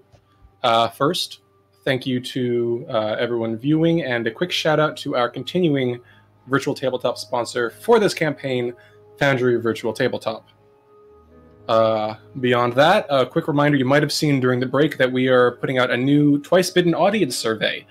We want to hear what you guys like about the show, anything we can do to improve, and whether you might be interested in sticking around with us for some yet-to-be-determined misadventures when we wrap up our time in Barovia. So we want to hear from you, want to hear what your thoughts are, so to fill that out, just head on over to tinyurl.com/tbpoll2.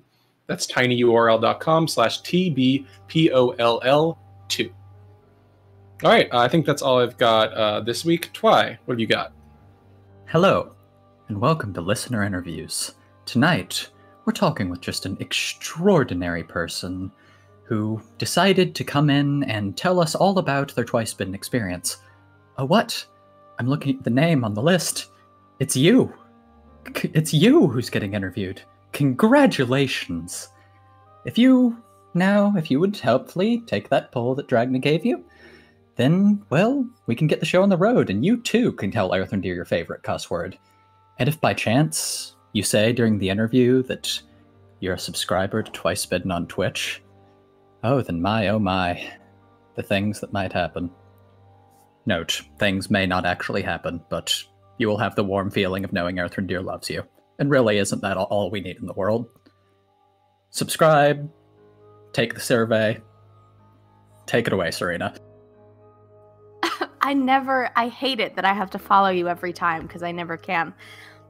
If you guys like what you are seeing, remember you can join the discussion on our very own subreddit, reddit.com/r/twicebittendnd, and you can subscribe to our YouTube channel, youtube.com/c/rcurseofstrahd for all of our past sessions, fireside chats, video essays, and highlights from the stream. And now the really exciting announcement that I have. We are in the midst of a very exciting giveaway. 2 lucky winners will get a copy of Van Richten's Guide to Ravenloft. Yes, even our international friends, we will be shipping to you. All you have to do is follow the instructions in a tweet that I'm going to put into chat right now.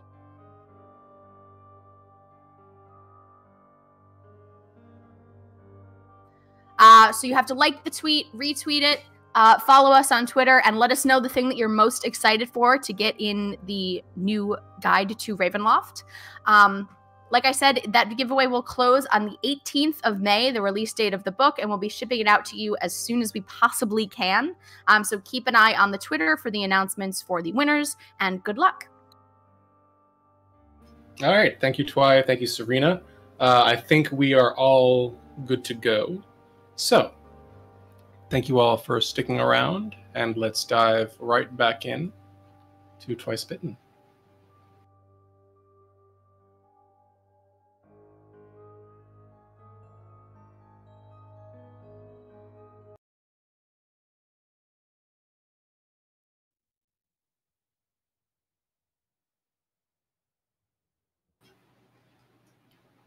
Kiva, as you stand there in the doorway of the darkened house, the sun sword blazing with radiance,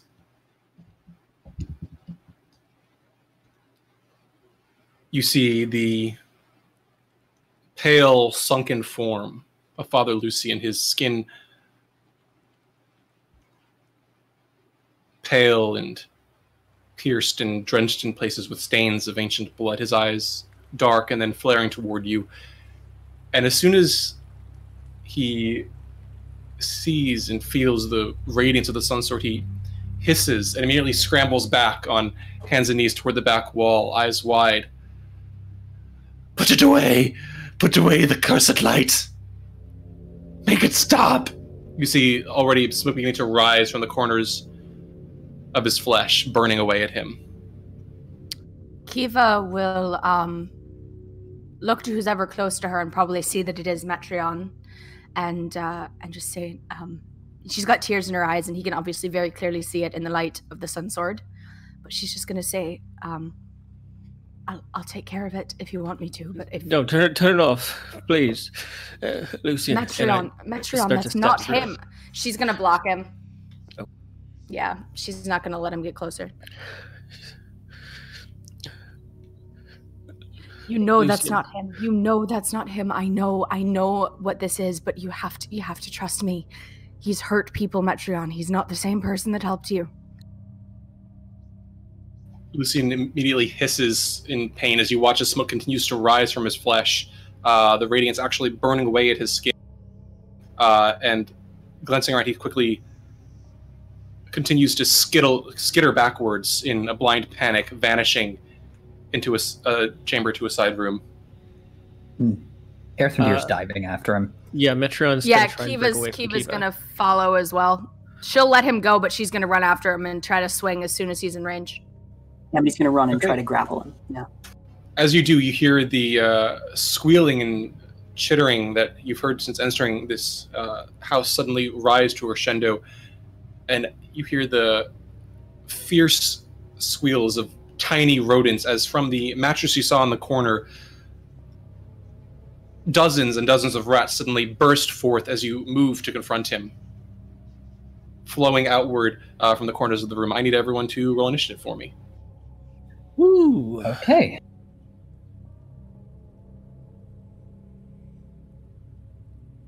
Exciting.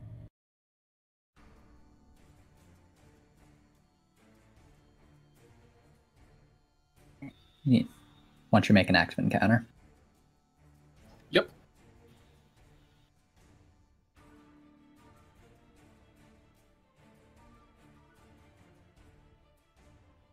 All right, everyone roll.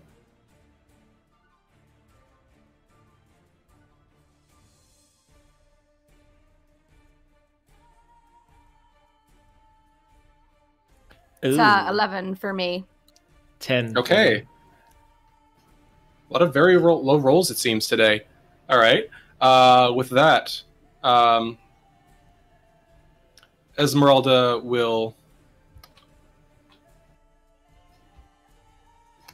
step in behind you, and stepping just past you, throw a bolt of spiraling flame toward the rats obstructing the door. That'll be a firebolt.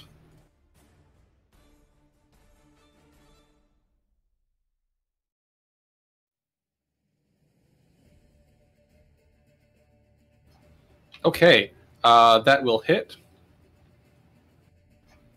Dealing not a whole lot of damage, probably 4 points of damage, as most of the swarm manages to avoid it. She glances toward you. You might not want to let them get too far away. All right, that is the end of her turn. Kiva, you are up. All right.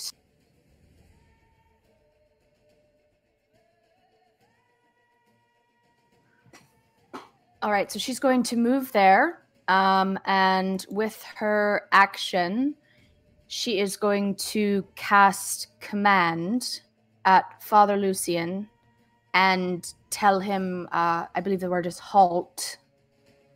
I'm not sure if this is going to work because of the Sun Sword being actively harmful, but she's going to try it. Okay. Let me just check something real quick. I would say that Kiva's aware that Command does not affect undead. So. Oh, fuck me. Wow, that's right there, isn't it? In front of my fucking face. You're chill. All good. You can choose something else if you'd like. Yes, that would be great. So I can't, obviously, the swarm of rats, I can't pass through that. You can, actually. They're just a swarm of, like, you can move through their square. They are just a swarm of small, horde-like bodies. Amazing. She's going to do that then. She's going to get right up on top of him, and she's going to take a swing with the Sun Sword then. Okay, go for it. As you do, that swarm of rats is going to make an opportunity attack against you. Totally great. Let's go. That is a 17 to hit. That hits. All right, you suffer 10 points of piercing damage. All right. Rats kind of start crawling up around you, some of them slipping into your sleeves and crawling up your legs into your tunic, and you feel tiny bites tearing away at your skin and flesh as the squealing and chittering rises to a terrible sound. But you are able to shake most of them off and step through the swarm, where you now find yourself face to face with Father Lucian. Yeah, that's a horrible feeling. Thank God for adrenaline. That's a 14 to hit. Does it hit? I don't know. That's kind of low.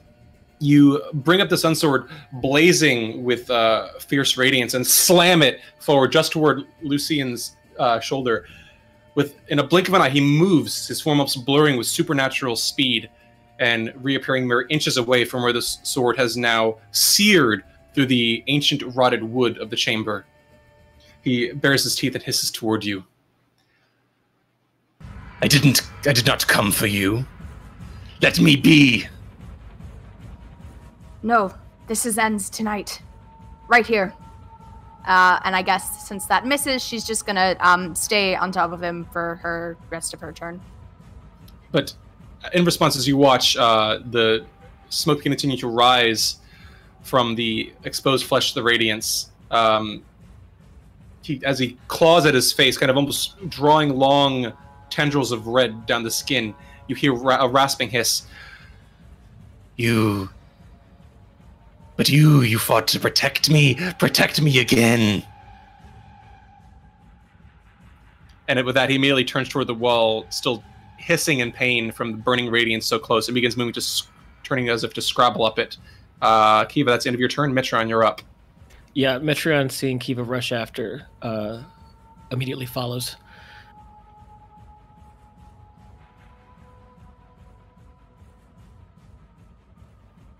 And I'll take the opportunity of attack on the rats. But they have used their reaction. Oh, fantastic. So yeah, I just leap over the pile. And as I do, I get behind Kiva, and I'm going to try and get the sword out of her hand. Ooh, good luck. Yeah, I know. It's emotion right now. Okay, I would say make an athletics check. Make an attack roll. This is just a standard dexterity attack roll. Kiva, you can make an athletics check or an acrobatics check. All right. Woof. So that's D20 plus my dex mod? Yes. I believe plus your proficiency. Also, Kiva, you're holding the sun sword with one or two hands? She's holding it with two hands. All right. Metron, you have disadvantage. Okay. My proficiency is 3, right? At 7? I believe so, yes.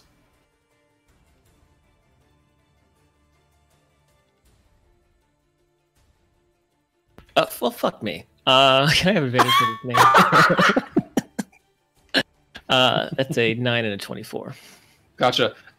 Kiva, you hear sudden footsteps behind you as, turning instinctively, you pull the hilt of the sun sword, its almost weightless form blurring effortlessly through the air, as you see out of the corner of your eye Metron lunging for the place where your hands wrap around the hilt, as if with a clear intent, you think of knocking it from your grasp. Turn it off. Let him go. We could talk to him. Stop.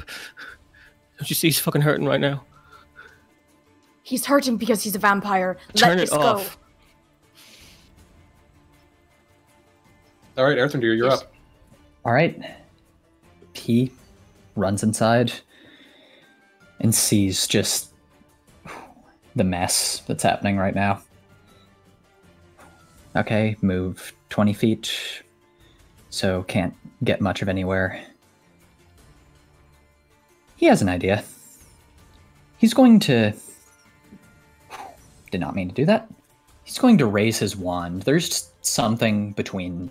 There's just a blind sort of anger in his eyes as he raises his wand and casts Lightning Lure to yank Lucian over towards him. Okay. It's going to be a strength save, please. Very well.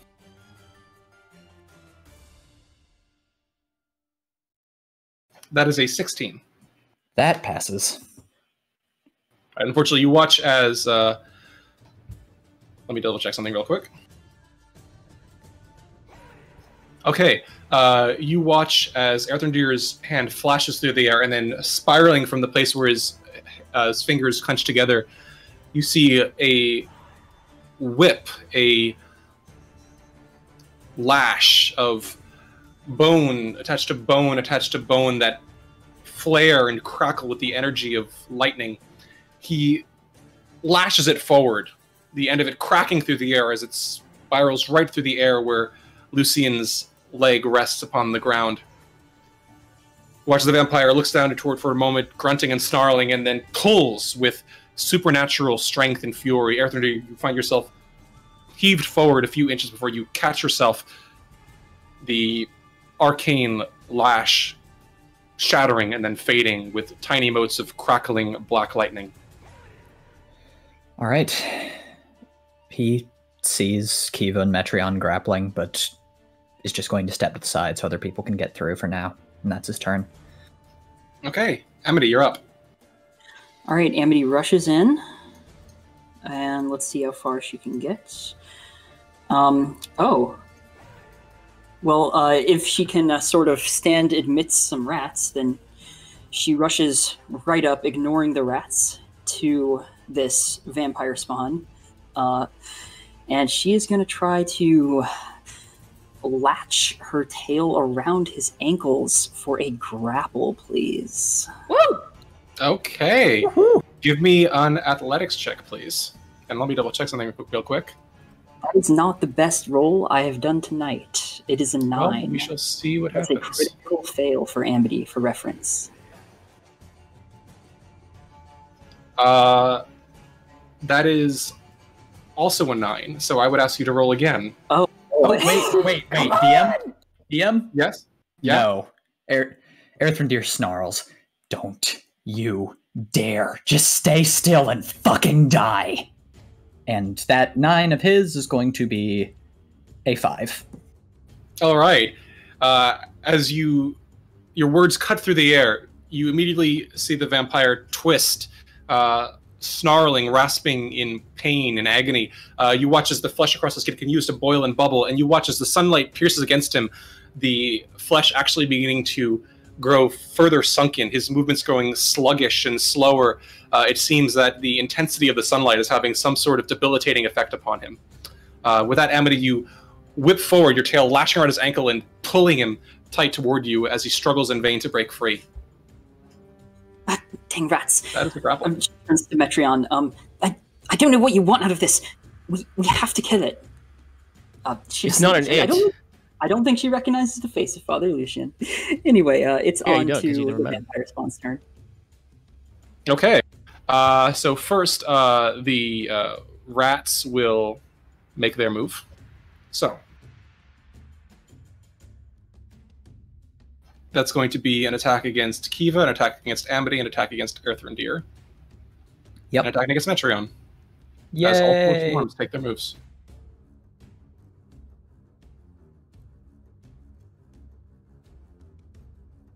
Okay, so that is a 9 against Amity, a crit against Kiva, a 7 against Metreon, and a 20 against Earthrendir. Yep. Bring it on! Okay, Earthrendir, you suffer 5 points of piercing damage as the rats all around you swirl up around your limbs and legs, and some of them even crawling as far up as your torso, nipping and biting and tearing.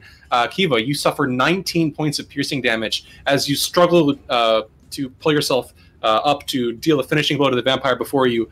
But as you do, one of the rats actually climbs all the way up the back of your neck and then over past your ear, and then bites down directly on the bridge of your nose toward your eye, and you yelp in pain, stumbling back as the others around you continue to gnaw at every bench of exposed flesh that they can reach. That is the end of the rats' turns.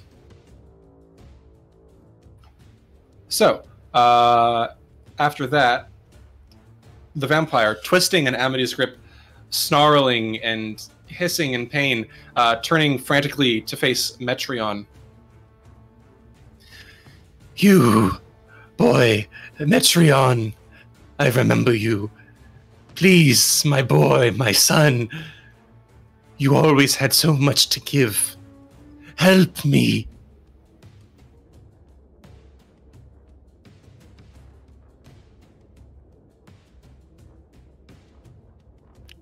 Metreon is quaking right now. He doesn't know what to do. All right. As soon as he sees that, Lucian's eyes narrow and he snarls. You watch as for the moment his tongue is exposed to the air. It itself begins to sizzle and burn with the light of the sun sword touches upon it. Curse you. Curse the Morning Lord. Curse this foul radiance. And with that, he immediately, whipping around, makes an embattled effort to escape Amity's grasp. That's going to be... That's 21. Good luck. That is a 14 with disadvantage. He struggles to break free, his claws scrabbling along the way where you hold him. But with each gasping breath, you watch as his skin continues to smolder and burn, his movements growing weaker and weaker with every moment he is restrained within the sunlight.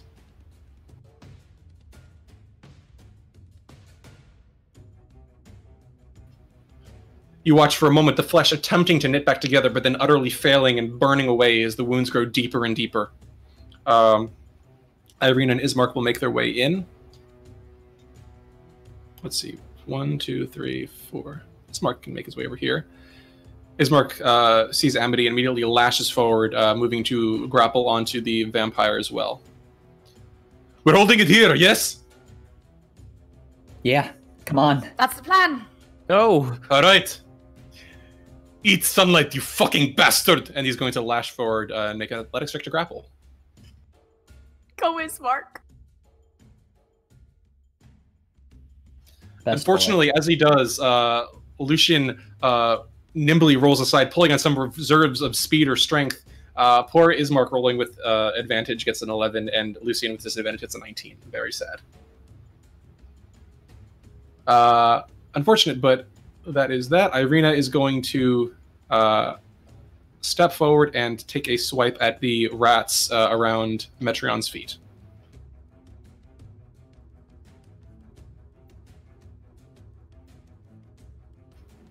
Unfortunately, there are too many, and she struggles to reach them without slicing across Metreon's own skin. Metreon! Whatever is going on, you have to snap out of it!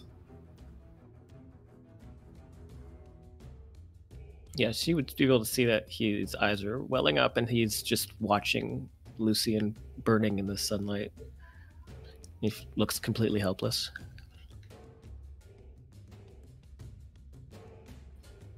Okay. As she begins her turn, Esmeralda pulls rapidly up behind Ismark and looks at the vampire trying to tug its way free of Amity's grasp. She snarls and holds up her hand and whispers, "Oh, no, you don't." And she begins whispering the words of a spell. Ooh.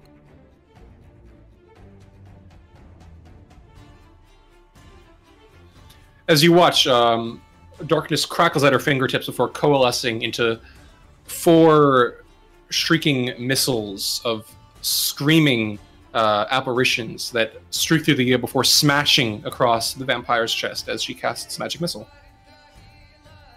Let's go. Dealing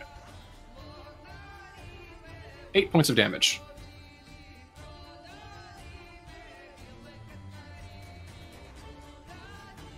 All right, that is the end of her turn. Kiva, you're up. All right. She is going to rage with her bonus action. And I know I don't have to rage to reckless, but I'm going to do it anyway.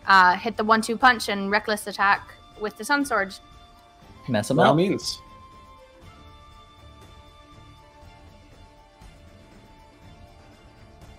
How's a 26 sound? That will hit. Great. So she is going, that is 16 points of damage, and she is, I think, fuck it. Do it. She's gonna expend a spell slot for 2d8 bonus damage. 3d8. He's an undead. 3d8. Oh my god, I love that. Paladin life, baby. Roll it.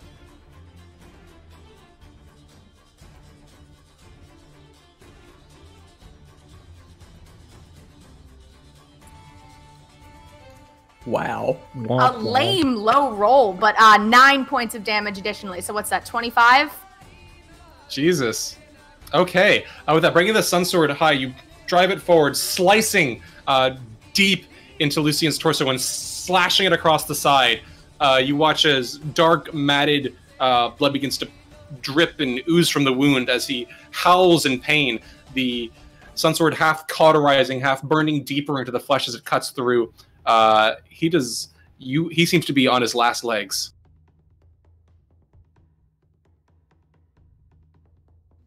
Amazing. That's awesome. And I rolled on my fun little table, so I can't wait for someone to hit me this time. Okay, Metron, you're up. That someone might be me. Because I'm going to, just in this emotional rage, I'm going to try and grapple her. I'm trying to keep her from hitting him again. Eva? Yes. I would say that Metron would know that the grapple does not do that, but you can try to pull her away if you grapple her.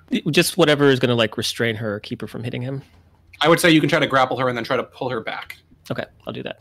And that's what was that again? My athletics, or that was just my dex? Yes, your athletics against hers, and if she's raging, she has advantage on this athletics. That's fine. That's fine. Yep. Or acrobatics if she prefers. That's a 1. Oh, thank God! Nat 20, 21. Metron, you feel a lump growing in your throat, your eyes beating with moisture. You grapple toward her, doing your best to find some purchase upon her shoulders and her arms, trying to pull her away as you hear Lucian's tormented gasps, the ragged breath still echoing with the sound of the voice of the man you once knew. But Kiva is like a pillar, standing there, refusing to budge for an instant, her eyes blazing as she locks gazes with the squirming, writhing spawn before her. Yeah, she would hear him whimpering, just feebly trying to pull her away, and like he sounds almost like a child, just trying to drag her off of him. And I'll also use my bonus action to disengage so that I don't get attacked by the rats. And that's my turn. Okay, very good. Earthendeer, you're up.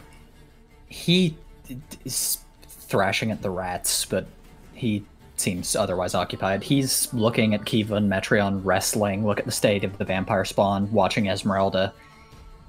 And fine. Let's end this for everybody's sake. And he raises a hand, mirroring Ez's motions exactly, and casts Magic Missile, trying to put an end to the vampire. Okay, you watch as streaking through the air, crackling with force, 3 dark shadows slam, spiraling through the air directly into the vampire spawn's side. How much damage? That's at 2nd level, so that'll be 16. Okay. You watch as the 4th dart suddenly emerges from the shadow of the 3rd, and all 4 of them pummel the torso that goes flying backward. You see blood pouring forth from the wounds, the broken and battered body hanging limply against the wall as Amity pins him there. Each of the wounds immediately cauterizing and bubbling with searing heat as they're exposed to the sunlight. You hear Lucian whimpering now, "No, please, you can't." He turns to Amity. "Please, put him out of this." And he's going to give her Bardic Inspiration. That's his turn. All right, Amity, you're up. Okay. In that case, I suppose Amity is going to cast Vicious Mockery. I don't know if I can end him. I have to hold on to him. But... oh, whoops, cast it twice there. Oh, but I should be adding them together anyway. He has to make a Wisdom save. Okay. That is a 9. It takes absolutely no effort to hold you here like this. You're barely a vampire. He takes 6 psychic damage, but I think I can add I can add Bardic Inspiration to this, right? Yes, as of Tasha's. Yeah. So I can add the D8. The spell damage. So I can add 8. So the total is 14 psychic damage, actually. Okay. Amity, MVP! Well, how would Amity like to do this? There. Oh gosh. Yeah, as she whispers this insult to him, she's just gonna tighten the grip of her tail until it like cracks his ankles and he just collapses to the ground, being burnt by the blazing light of the sun sword.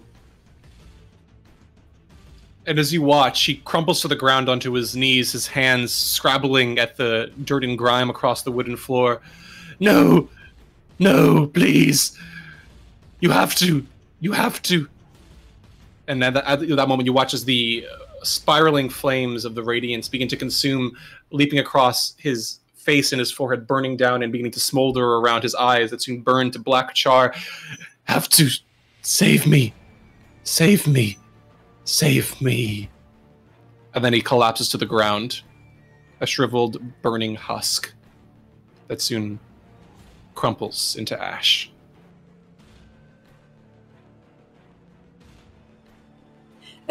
Do we have to get to the coffin or stab him with a stake?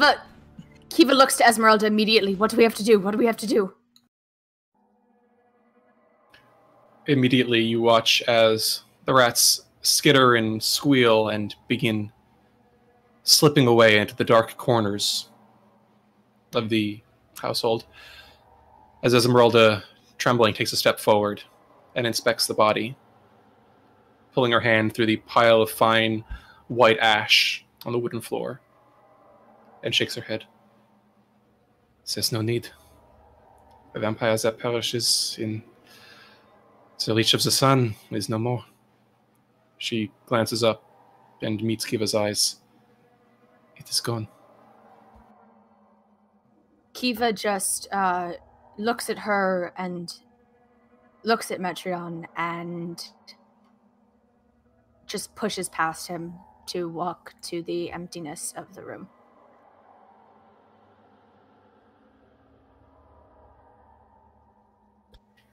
Metreon's knees start to buckle, and he drops to them and pathetically crawls towards the pile of ash and burned clergy robes, and just is beside himself and is lost in trying to figure out what happened, why it's happening.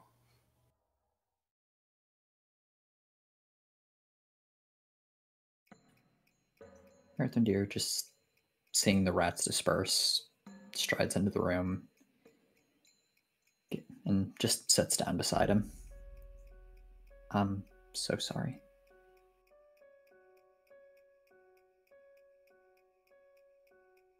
Don't say that.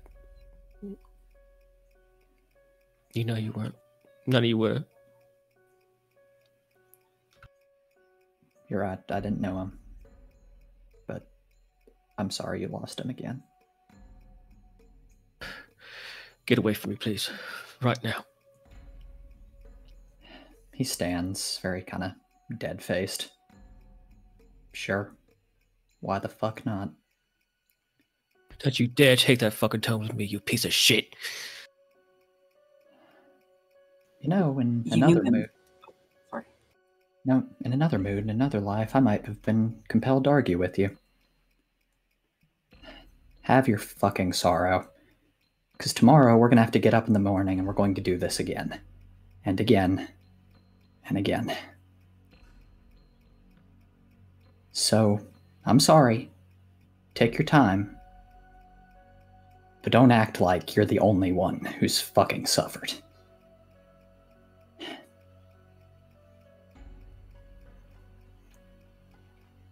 Take your time. Doesn't even look at him. Just goes back to the pile of Lucian. Yep. He walks away. Is Esmeralda and Earthendeer and Ismark and everyone once they leave Metreon, are they like in the sort of main room of the house? Yes, everyone is relatively accessible. She will sort of deactivate the sun sword and look at everyone, but also look at Ez in a way that's like, I don't know if I can trust you all to do this. But she says very quietly and controlled, if that's me, none of you hesitate. None of you. Is there a way to turn a vampire into a not-pyre? Seems like sunlight's the only way to do that. I mean like a person again. I don't think so. If there was, I mean, I feel like Van Richten or Ez would know it, right? Amity sort of turns to Ez. Does she know anything? Esmeralda sighs and shakes her head. Well, there are certain magics that I imagine would be capable of resurrecting a creature if it were first slain, but most of them that I know of, once it has been turned, there's nothing left to bring back. So then you promise me right now, and I will do the same for you, that if any one of us becomes like him, we do not hesitate to put each other down. Done. I might have trouble doing it, but if what Esmeralda said is right, then it won't be you anymore. I won't hesitate. She nods and looks very, very thankful at Erthrindir and Amity, and like comforted in a very surprising way at this moment, and then just sort of gives both of their shoulders a squeeze, and then just goes back to being silent. Also, sorry, I wasn't filled in. Is that someone Metreon knew? He was the priest at the church. When we were in there, Strahd ripped his throat out in front of us. Oh. Curses. I think he just needs time. We shouldn't bother him about it, but I think at some point we do need to communicate how very fucking dangerous and stupid it was trying to stop us from killing him. He's not gonna listen. Well, then I won't hesitate to put people out of the way when they're trying to interrupt either. Fine, sure. Yeah, no, we'll do what we've gotta, apparently. But we've got a week or two left to live before we either have to kill the vampire or he kills us. Guess we just kinda... whatever we have, we go for it. Erthrindir's very obviously, like, not all here at the moment. Sorry, I just wish he'd have... I'm sorry for him. I'm sorry he's hurting like this. I don't know what to do. He'll learn to kill like the rest of us have, or he dies. I guess that's it. Right. She does cast a look over to Metreon's direction, but decides not to approach him. Just looks around at the group and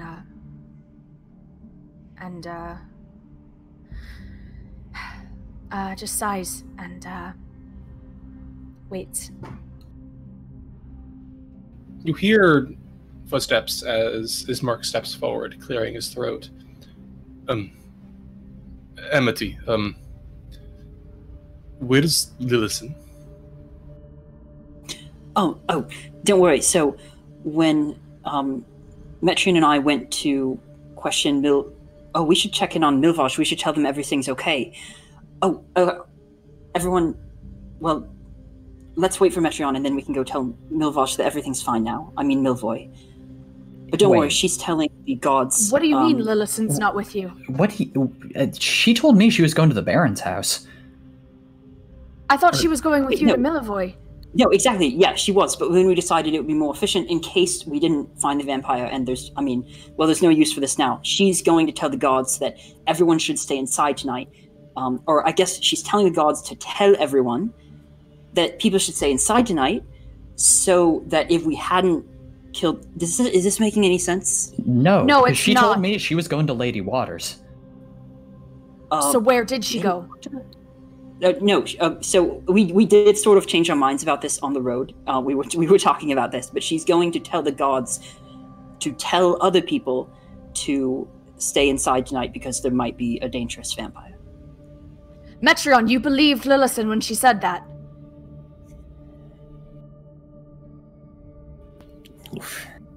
Metreon looks up and just slumps his shoulders some more and Wait, Metreon is now's not the time. Also, should I be offended that you're scolding Metreon for that and not me? No. I just... look, if she told... I almost said Twy. If she told Erfendir she was going one place, and she told you she's going another place, and we took care of the vampire, and there's no guards that we saw running through the streets. We were the only ones coming. So something's not adding up. And I'm pretty sure she was lying to me about something. Well, I mean, what did she seem like when she... Why would she be going to the Barrens in the first place? She was something about trying to make... I didn't really parse it. I think it was like half a cover story, half real, but like she was trying to make on like she was someone either Fiona or one of her sons could marry to get political leverage. All I know is she took my nice cloak. She told me on the road that she wasn't interested in any of that sort of thing, so why would she be now all of a sudden interested in getting married? Political leverage. I do believe her on that bit. She told me some shit I should not say in front of, and thus she's told me. Regardless, she's presumably neither of these places, and at some third location at which she needs a fancy cloak, and for none of us to know where the fuck she is. After we've already known that she knows how to mind control us, subtly without anyone knowing. So my vote is we find her. Andy casts Sending, targeting Lillison. All right. What do you say in your sending?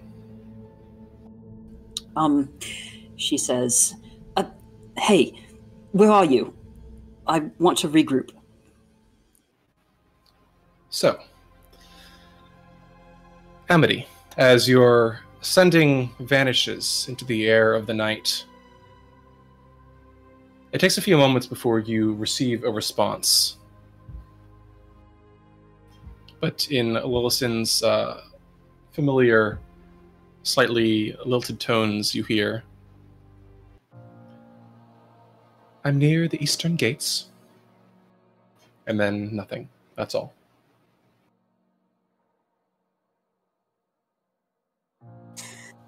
Well, she said she's near the eastern gates, and I hope she's standing right by them, otherwise that would be unnecessarily vague. She's lying to us. We can go to the eastern gates, and if she's not there, then we know she's lying. Like, come on. Before we do, do you think that we should maybe deal with the remains in case it's obvious that it was caused by, sunlight? We could bury them in the graveyard. That seems like the right move. Look, I don't think he wants to hear from you or me, Erthundir, so maybe someone else goes and talks to him. But MD, could you? MD nods, somewhat pensively, and she will return to Metreon.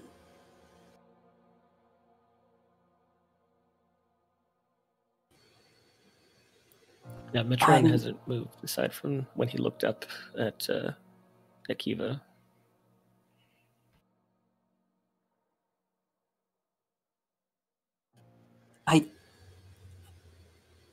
I'm sorry. I don't know if there's ways to, well, bring him back. I couldn't help him. I couldn't help him the first time. I couldn't help him a second time.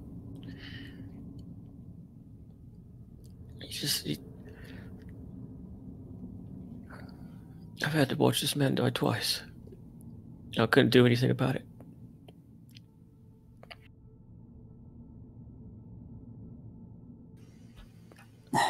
I know what Shaw did was probably the right thing, but I can't.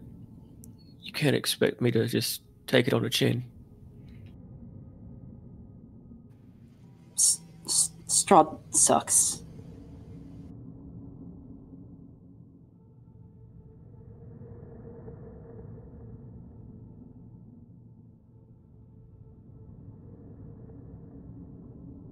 You all should probably go. I'll take care of this. Do you think that we should honor him by at least burying his remains in his graveyard? Like I said, I'll take care of it.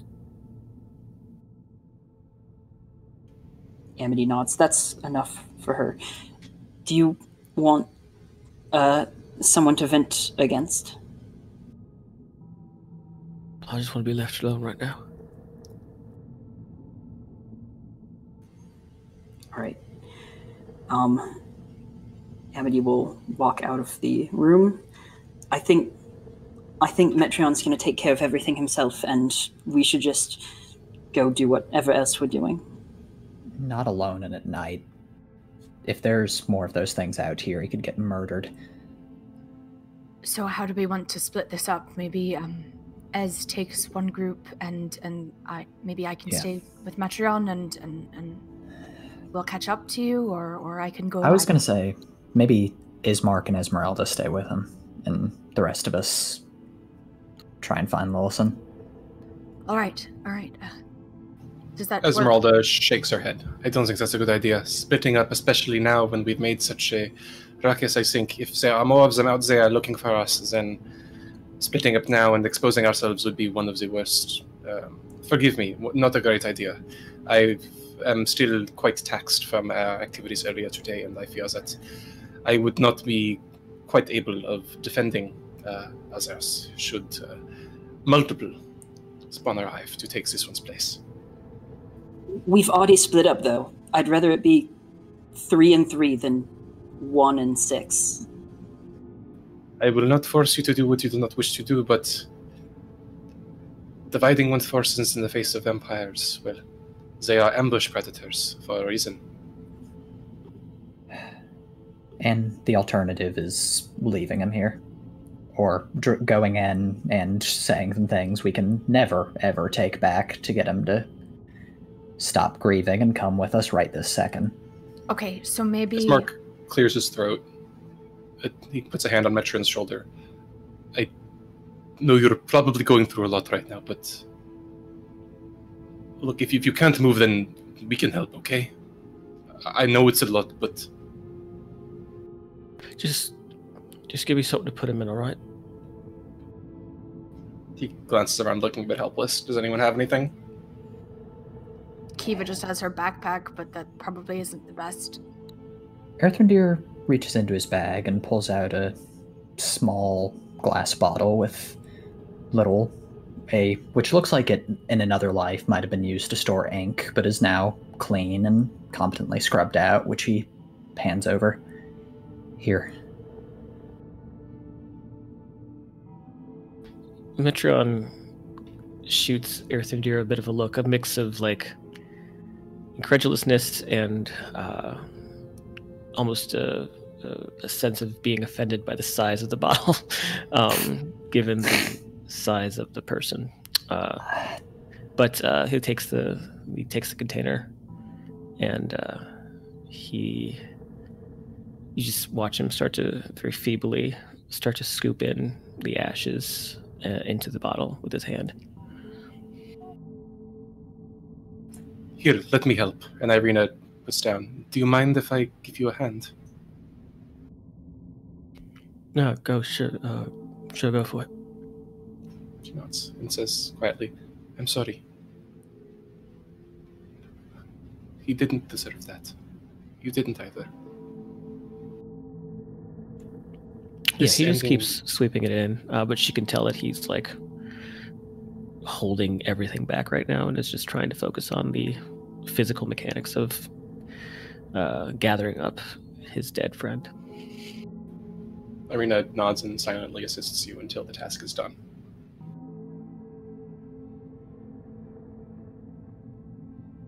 And yeah, once it's scooped up, he'll put whatever kind of cork or it's a cork, cap yeah. on it. Yeah, just cork it up and put it into his bag. And just stand looking at you all. We're gonna go check on Lillison and then I think go home.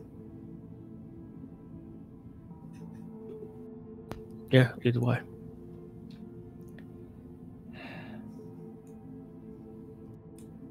Earthrendir will lead the group towards the eastern gate. On the way, Amity does have something to say if no one else starts a conversation. Go for it. I knew that earlier you were really worried about Lillison's magic. Earthrendir. She says to Earthrendir. Yeah, I am. Very, very much so. If you're right that she's lying to us right now and trying to sneak off and do something on her own, I mean, I don't know what that is, but I did have one way that we might be able to sort of keep her on a rope. What is it? I don't know about you, but magic is kind of weird. Like I feel like there's only a certain number of times I can cast spells before you're out, yeah. Before I refresh, wake up in the morning. Yeah, only so much willpower you got before it's just too much. Surely the same applies to her, right? There's only so many times that she can suggest something. I suppose, but the thing is, she hardly ever casts spells that take that kind of effort. She mostly does, like, acid and poison and junk, which I get the sense are cantrips. So, I could not tell you how powerful a magus she is. Well, I was thinking that maybe at the end of the day, right before we all get to sleep, well, we tally how many times that she's casted something, important, and then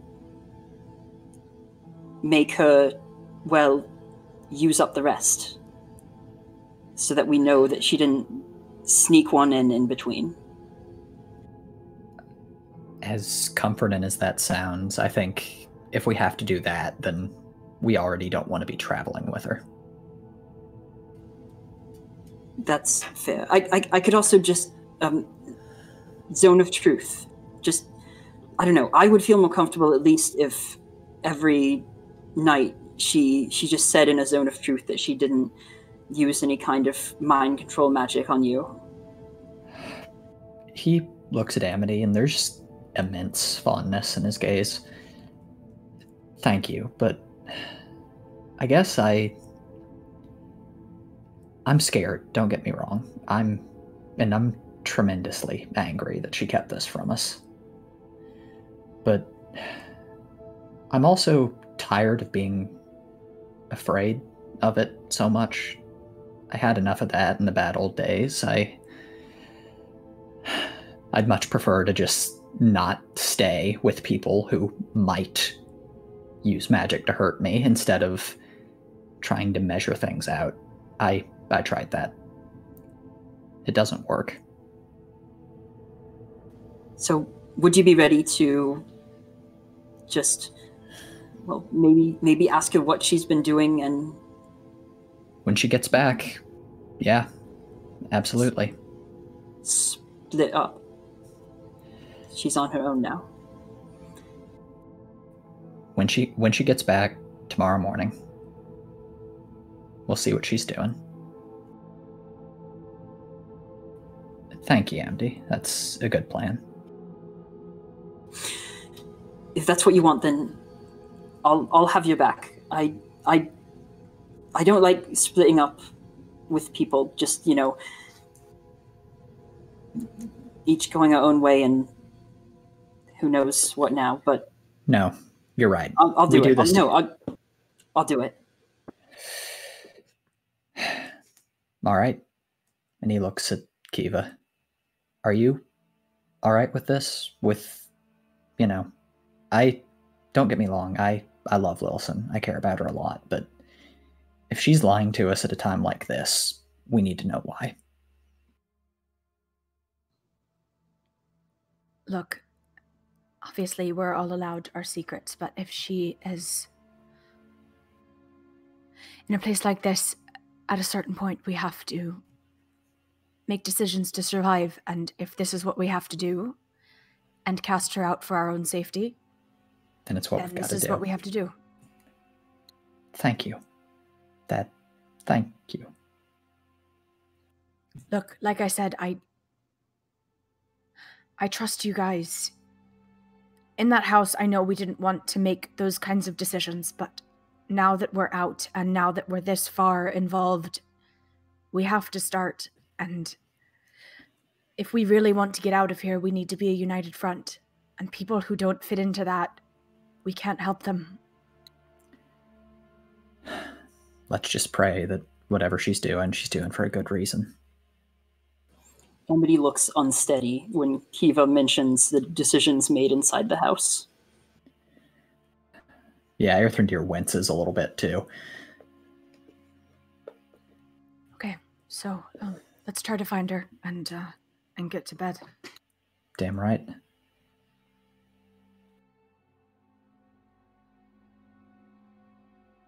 Together, you continue eastward across town, passing along and rejoining the central avenue that travels from west to east, soon passing by the silhouette of the Blue Water Inn, illuminated with its faint golden glow beyond the windows. But you continue forward, passing into the eastern side of town, and as the minutes pass, making your way through the empty, abandoned streets, it's not long before you find yourselves on the opposite side of town, just outside of the old palisade walls that tower above the edges of the border. The ancient iron gates that stand there like silent sentinels, and on their opposite side, a pair of guards wearing simple chain shirts, bearing pikes in their hands, and at the sound of your footsteps, swiftly whirl around. One of them barks, somewhat unshakily. Who goes there? Name yourselves. We're the Baron's committee for sorting out the problems the town's been having in recent nights. You're safe.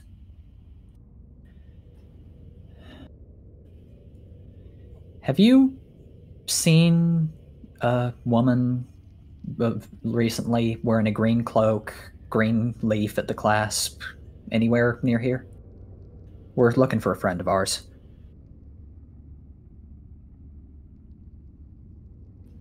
The guardswoman kind of meets your gaze, looking a bit unsteady and not the smallest bit suspicious, but slowly shakes her head. Well, but actually,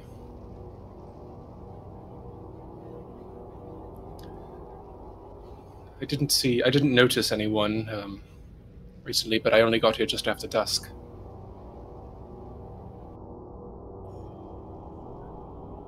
Fuck. All right. Thank you for your time, ma'am. We'll be going. And then he turns to the others. Where the fuck could she be? Look, I think when we get back, maybe Earthrendir, if you have the ability to hold on a few hours, or if everyone wants to stay up, we get to her right away. We don't let her go to bed, we don't let her sneak by us, and we get our answers tonight. He gives a nasty little smile. I've got a spell that'll let us know when she comes back in the inn. Y'all can sleep, but it'll wake us all up when it happens. Amity, I want you to tell the truth. Oh, absolutely, if we find her. And if she's still in Vallaki tomorrow morning, I can find her. Good. Then let's go home.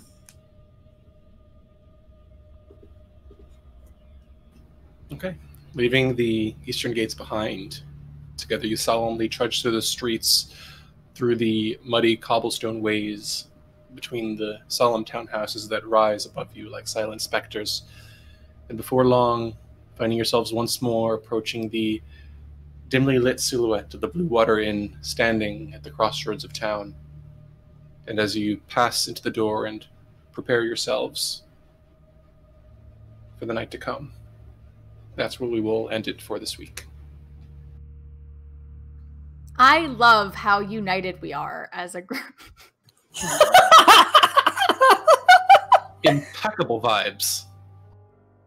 I mean, we are mostly united in our mutual distrust of Lillison right now. Just give someone give them a common enemy. It works great. Everyone hates Lillison, the new hit sitcom coming to cable programming this fall. Hate is a very Amazing. strong word. Everyone side-eyes Lillison's general direction. Next week for Kaya's backup character, Blillison. Oh god. What is this Lillison wearing the mustache glasses? Yeah, the top hat. Yeah. Yep. But with Blinsky's voice. Perfect. Hello, I am Blillison. Lillison. God, that sounds worse. That sounds like Blinsky wearing a Lillison's skin. That's horrifying. I'm into that. Oh, I love it. Blinsky gives Leatherface. It's great. Oh, no. Lillison wearing Blinsky's skin. Oh, even That's better. even better. Worse. Even better. Yeah. Loose-fitting garments, you know. God. Well, regardless, thank you all for joining us today. As always, we will see you all back in the mists next week. Until then, do try not to let paranoia divide your friend groups too heavily, though it seems that might be a foregone conclusion. And take care. Oh, and don't forget about the survey and the giveaway.